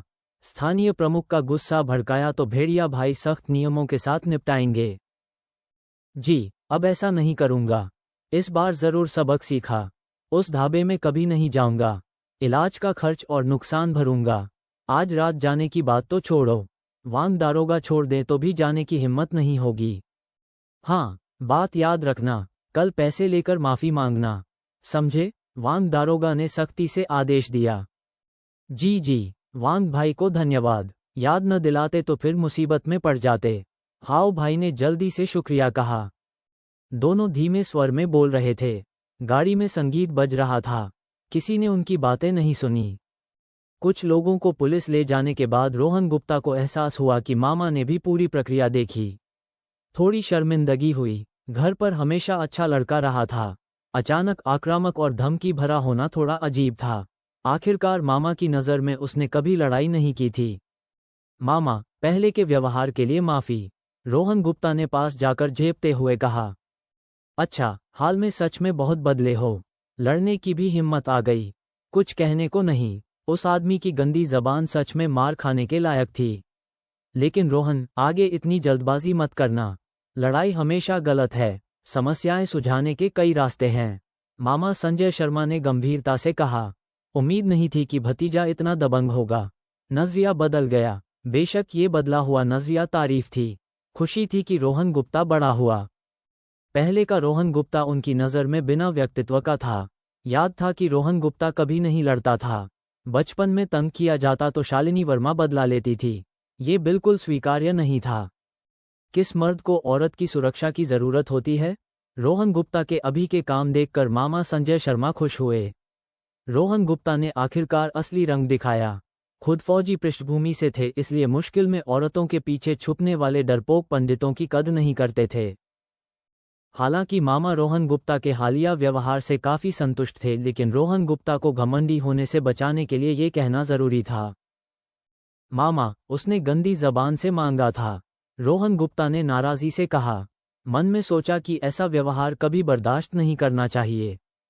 हाँ, इस बार पीटना ठीक था, लेकिन आगे तरीके का ध्यान रखना। पीटने में बहुत बातें सोचनी होती हैं। जोश में गलत जगह लग जाए तो बड़ी मुसीबत। खासकर सिर। तुम काफी ताकतवर हो। कई ताकतवर मुल्जिम देखे हैं जो गुस्से में लोगों को पंगु कर देते हैं। एक थप्पड़ में गर्दन तोड़ देते हैं। सिर का ख्याल रखो। लोगों को शिकायत का मौका मत दो। जैसे अभी एक साधारण सिर की चोट का बहाना भी बहुत परेशान कर सकता है। मामा ने सावधान किया। चेहरे पर मत मारो वाली बात सच की लड़ाइयों में भी लागू होती है। दिमाग के मामलों का निर्णय और सजा मुआवजा सबसे मुश्किल होता है। जी मामा, ध्यान रखूंगा। वैसे मामा, कोई पुलिसवाला लड़ाई सिखा सकता है? रोहन गुप्ता हैरान था कि मामा पीटने पर नहीं बल्कि गलत जगह पीटने पर नाराज थे। लेकिन समझ आया, आगे ताकत जरूर कम नहीं होगी। जीन अनलॉकिंग के लंबे रास्ते के बारे में सोचते हुए गुस्से में किसी का सिर उड़ सकता है। ये बहुत खौफनाक है। नहीं, आगे ताकत पर काबू रखना सीखना होगा, वरना जोश में बड़ी मुसीबत हो सकती है। भागना भी पड़ सकता है। लड़ाई क्यों सीखनी है? मामा संजय शर्मा ने माथे पर बल डालते हुए पूछा। ताकि आगे लड़ाई हो या मार पड़े तो नुकसान ना हो, और अगर किसी को पंच करना भी हो तो पता हो कि कहाँ मारे बिना झंझट के, है न? रोहन गुप्ता ने स्वाभाविक तरीके से कहा। जीन अनलॉकिंग के बाद मामा से मदद मांगने की योजना थी, लेकिन व्यस्तता में रह गया। इस हफ्ते थोड़ा वक्त निकाल सकता है। थोड़ा भी काफी होगा। ये सच है। कब सीखना है? तुम अभी ग्रेड के टॉपर हो, लेकिन तुम्हारे स्वभाव को देखते हुए भरोसा है कि कोई आगे नहीं निकलेगा। पढ़ाई की चिंता नहीं, एक कोच ढूंढता हूँ। रविवार को उनसे मिलो, उन्हें पता होगा क्या करना है। मामा ने थोड़ा सोचकर कहा। रोहन गुप्ता की बात से सहमत थे। जो मर्द लड़ नहीं सकता वह क्या करेगा? खतरे में आसपास वालों की रक्षा कैसे करेगा? बिल्कुल नहीं चलेगा। ठीक है, लेकिन रविवार को उन्हें झंझट नहीं होगी? रोहन गुप्ता ने सोचते हुए पूछा। क्या लग रहा है कि किसी आम पुलिस वाले के पास भेज रहा हूं? अपने एक हमदर्द उस्ताद के पास भेज रहा हूं। वे विशेष दस्ते में गए जब मैं छांटा गया। सेवानिवृत्ति के बाद सरकारी काम नहीं किया। एक सैन्य आपूर्ति की दुकान खोली। रविवार को जाओ, पहले बता दूंगा उन्हें, मामा ने मुस्कुराते हुए कहा। जब भी इस हमदर्द की बात सोचते तो सराहना होती। दुर्भाग्य से एक मिशन में चोट लग गई, वरना अभी भी सेवा में होते। अब तक कम से कम रेजिमेंट स्तर पर होते। कितनी बर्बादी। बहुत बढ़िया, विशेष दस्ते के मोर्चे पर लड़े होंगे और दुश्मन मारे होंगे? ये सुनते ही रोहन गुप्ता उत्साह से बोला। विशेष दस्ते, देश का धारदार हथियार। फौज में जाने की इच्छा नहीं थी, लेकिन मातृभूमि की रक्षा करने वाले सैनिकों, खासकर असाधारण रूप से बहादुर विशेष दस्ते के सैनिकों के लिए गहरा सम्मान था।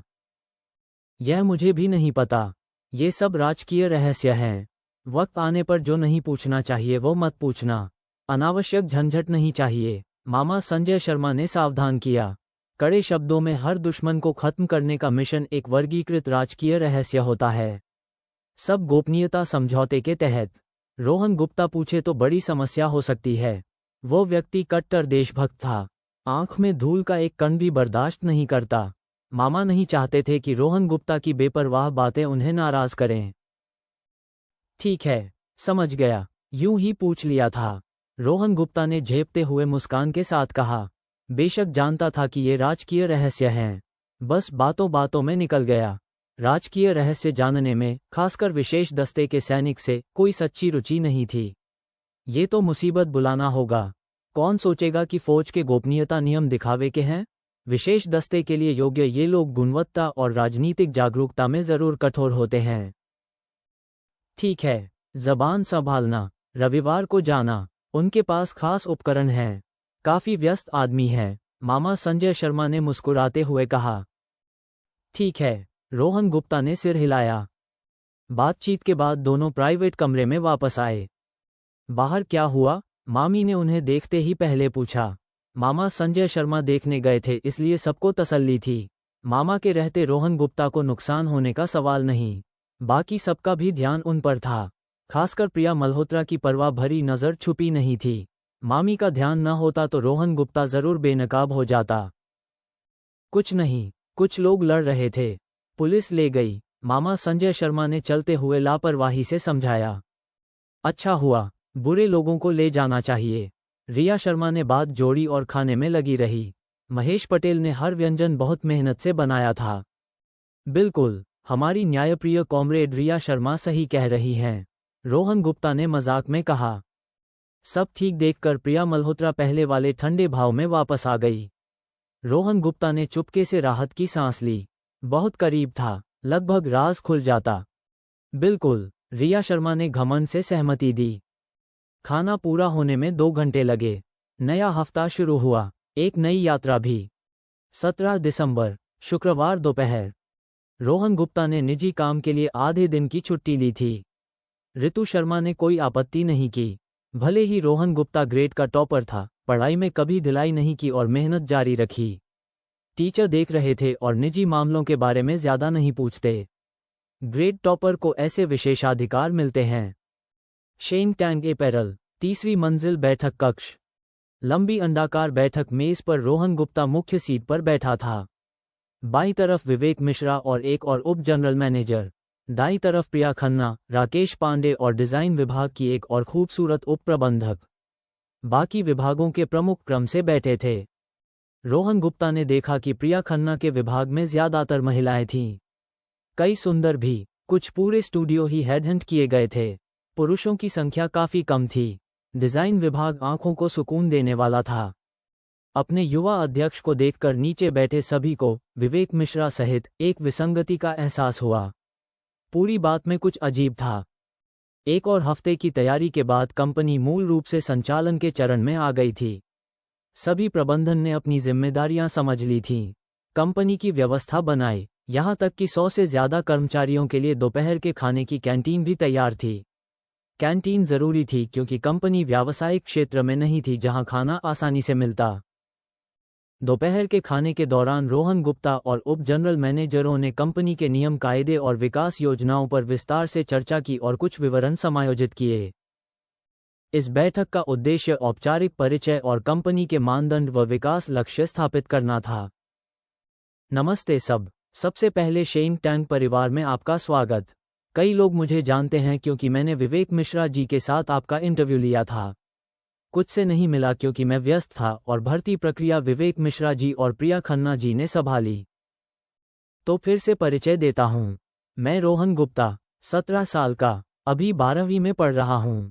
शायद कुछ लोग सोच रहे होंगे कि यह तो अपरिपक्व है और इसका भविष्य अंधकार में है, लेकिन यहाँ हूँ, अपने लिए इस बड़े परिवार में शामिल हुआ। हा। ये कहकर रोहन गुप्ता रुका और चारों तरफ देखा। कुछ ने सिर झुका लिया लेकिन रोहन गुप्ता ने हल्के से मुस्कुराते हुए बुरा नहीं माना। उचित था, अगर सब पूरी तरह उस पर भरोसा करते तो अजीब होता। मैं बहुत सीधा हूँ, घुमाना और देरी करना पसंद नहीं, इसलिए उम्मीद है हम अच्छे से काम करेंगे। इसके अलावा अगर मुझ पर भरोसा नहीं तो कम से कम हमारे माननीय विवेक मिश्रा जी पर करें। आपके हाथ में जो दस्तावेज हैं वे कंपनी का नियम पत्र और विकास योजना है। आने वाले समय में आपका काम इन 2 दस्तावेजों के इर्द गिर्द होगा। कुछ ने तो इन्हें बनाने में मदद भी की है। तो आज का पहला एजेंडा यह है कि इन दस्तावेजों में आपको कोई शंका या कठिनाई हो तो बताएं। इस बैठक के बाद कोई समस्या नहीं सुनना चाहता, अभी बस ये जानना है कि क्या आप योजना के अनुसार कंपनी के लक्ष्य हासिल कर सकते हैं। 20 मिनट में अपने विभाग का हिस्सा पढ़ें, खासकर बिक्री, उत्पादन और डिजाइन विभाग। रोहन गुप्ता के बोलने के बाद लोग तुरंत दस्तावेज पलटने लगे, बेशक उप जनरल मैनेजरों को छोड़कर जो सामग्री पहले से जानते थे। प्रिया खन्ना पेन घुमा रही थी, हालांकि उसने कुछ नहीं कहा क्योंकि वह खुद भी वही कर रहा था। वह प्रिया खन्ना से भी बेहतर घुमा रहा था। कंपनी का नियम पत्र रोजमर्रा के काम जैसे हाजिरी से लेकर भविष्य के चैनल, बिक्री, उत्पादन, डिजाइन, मानव संसाधन, वित्त और दुकान प्रबंधन, कार्मिक पदानुक्रम तथा काम के इनाम दंड प्रणाली तक सब कवर करता था। काफी लंबा था। हाजिरी के इनाम दंड की प्रणाली बैठक में लाने की जरूरत नहीं थी, वो तो नोटिस के जरिए बताया जाना चाहिए। ठीक है, वक्त लगभग हो गया, कोई सवाल? वक्त देखकर रोहन गुप्ता ने पूछा। नीचे से कोई जवाब नहीं आया। योजना विवेक मिश्रा ने पेश की थी लेकिन सभी विभाग जरूर शामिल थे। अंदरूनी चर्चाओं के बाद कोई बड़ी शंका नहीं थी। जब तक रोहन गुप्ता वादा किया निवेश पूरा करे, सब काम पर लग सकते थे। ठीक है, सबके कोई सवाल नहीं तो अगले एजेंडे पर चलते हैं। बैठक पूरे 3 घंटे चली और आखिरकार नए साल से पहले का सारा काम तय होने पर खत्म हुई। कोई गंभीर समस्या न हो तो रोहन गुप्ता को बस नए साल से पहले कंपनी की वार्षिक बैठक करनी होगी। बसंत उत्सव की छुट्टी से पहले सभी कर्मचारियों के लिए खाने की व्यवस्था करनी होगी ताकि सब मिल सकें। 21 दिसंबर, रविवार, सुबह 9 बजे। नाश्ते के बाद रोहन गुप्ता ने मामा के बताए अनुसार सैन्य आपूर्ति की दुकान ढूंढी। जगह अच्छी थी, शालिनी वर्मा की दुकान से बस 2 गलियां दूर। पिछली जिंदगी में रोहन गुप्ता को नहीं पता था कि मामा का ऐसा हमदर्द था। नाम था हनुमान सिंह। रोहन गुप्ता इस नाम के बारे में बस यही कह सकता था कि जबरदस्त है। बाहर से देखने पर दुकान छोटी नहीं थी, कम से कम 200 वर्ग मीटर। सुबह थी और अभी खुली थी। अंदर देखा तो एक नौजवान झाड़ू लगा रहा था। रोहन गुप्ता सीधे अंदर घुस गया। नमस्ते, क्या चाहिए? रोहन गुप्ता के घुसते ही चश्मे वाले नौजवान ने उत्साह से पूछा। उसकी उम्मीद भरी नजरें देखकर रोहन गुप्ता को दुख हुआ। वह ऐसी चीजें नहीं खरीदेगा, उसके काम की नहीं थीं। मूल ऊर्जा से तैयार उसका शरीर किसी व्यायाम की मांग नहीं करता। जब तक ऊर्जा का सेवन पर्याप्त हो, व्यायाम न करने से शारीरिक गिरावट नहीं होगी, हमेशा सर्वोत्तम स्थिति में रहेगा। यही कारण था कि रोहन गुप्ता को बस 3 घंटे की नींद काफी होती थी। बाकी समय में वह क्या करता था? बेशक पढ़ाई, और पढ़ाई से थकने पर भविष्य के बारे में दिवा स्वप्न देखता। दिमाग में बहुत कुछ था अभी। माफ करना, खरीदने नहीं आया, हनुमान अंकल से मिलना है, पहले से तय था। ओह, समझ गया, थोड़ा रुकिए, बॉस अंदर हैं, बुलाता हूँ। चश्मे वाले नौजवान का चेहरा थोड़ा उतर गया ये सुनकर कि बॉस से मिलने आया है। ठीक है, शुक्रिया, रोहन गुप्ता ने आभार जताया। जल्दी ही चश्मे वाला नौजवान एक लंबे और मजबूत आदमी को लेकर आया। रोहन गुप्ता चौंक गया। यह कोई अमेरिकी फिल्म नहीं थी। क्या देश की फौज के विशेष दस्ते दुबले पतले नहीं होते? यह इतना भारी भरकम आदमी क्यों?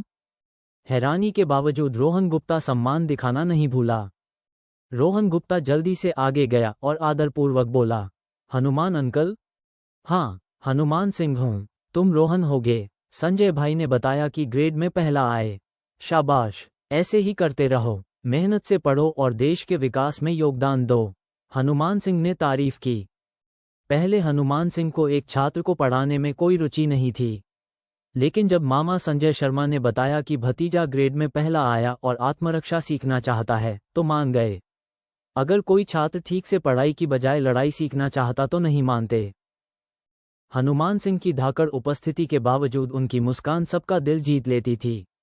जबरदस्त विरोधाभास था। हनुमान अंकल तारीफ कर रहे हैं। आते ही एक जबरदस्त आभा महसूस हुई। रोहन गुप्ता ने विनम्रता से कहा, हाँ, बच्चे, यह आभा क्या होती है जानते हो? हनुमान सिंह ये सुनकर जोर से हंसे। ज्यादा नहीं, बस एक एहसास है। हाँ, क्या ये कुछ मारने का इरादा है? रोहन गुप्ता ने हल्के से मजाक किया, लेकिन बोलने के बाद लगा कि यह सच हो सकता है। मूल ऊर्जा मिलने के बाद से इंद्रियां तेज हो गई थीं। अभी जबरदस्त आभा के नीचे एक छुपे खतरे का एहसास हुआ। क्या यह मारने का इरादा था? रोहन गुप्ता ने अनुमान लगाया। हाँ, बच्चे, ज्यादा टीवी देखते हो। यहाँ कोई मारने का इरादा नहीं है। हनुमान सिंह ने हंसते हुए बात टाल दी। यह मानने से इनकार करते। इसके अलावा एक छात्र इसे कैसे भांप सकता है? मान लिया कि रोहन गुप्ता तारीफ कर रहा था।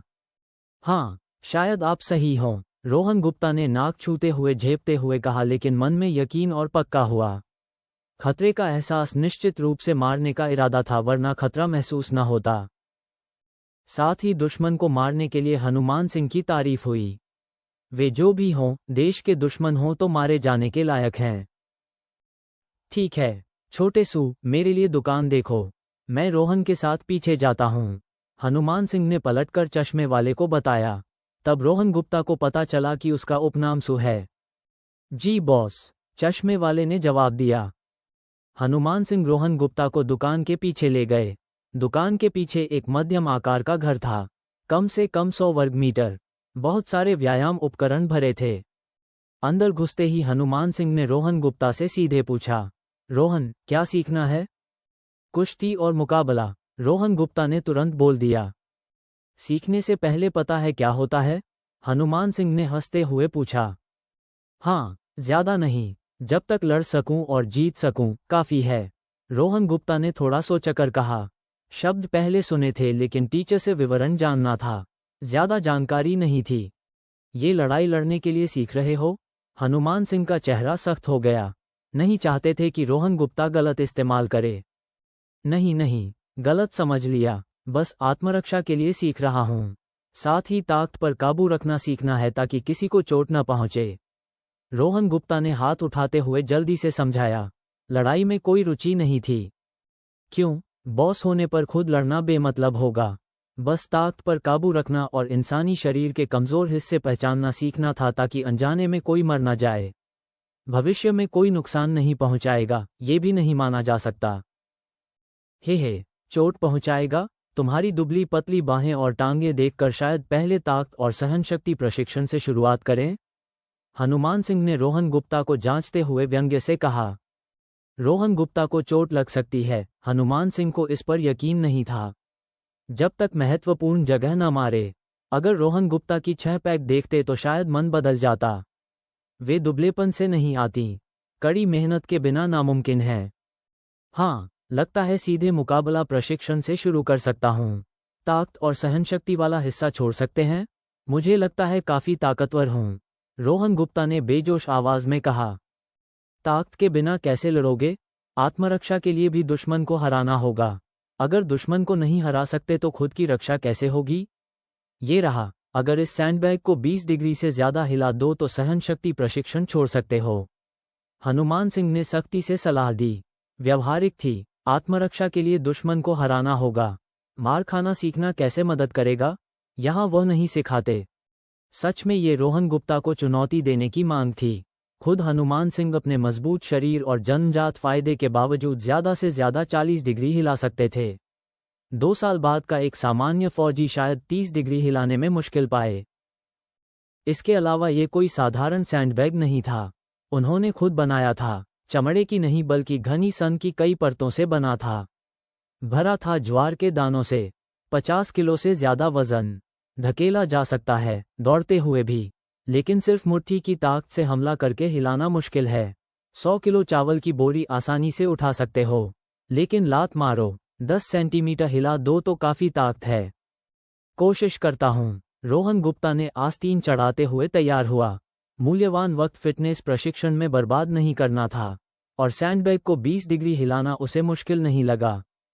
पूरी ताकत लगाओ, हनुमान सिंह ने याद दिलाया। रोहन गुप्ता की काबिलियत सही तरह से जांचना था और साथ ही उसे दुनिया दिखाना भी। सच में पूरी ताकत? रोहन गुप्ता ने शक से पूछा। जानता था कि उसका मुक्का जबरदस्त था, लेकिन सीमा नहीं पता थी। जानता था ये भयावह था। कुछ दिन पहले घर लौटते हुए बेध्यानी में रास्ते के किनारे एक ईंट पर मुक्का मारा।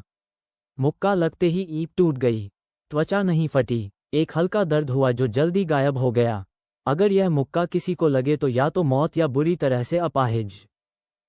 आप सुन रहे हैं बिलियनेयर सेकंड चांस। अगर आपको ये प्रस्तुति पसंद आई हो तो चैनल को सब्सक्राइब करें और हमारे साथ जुड़े रहें। हम आपके लिए नियमित रूप से नई ऑडियो बुक्स लेकर आते हैं। धन्यवाद।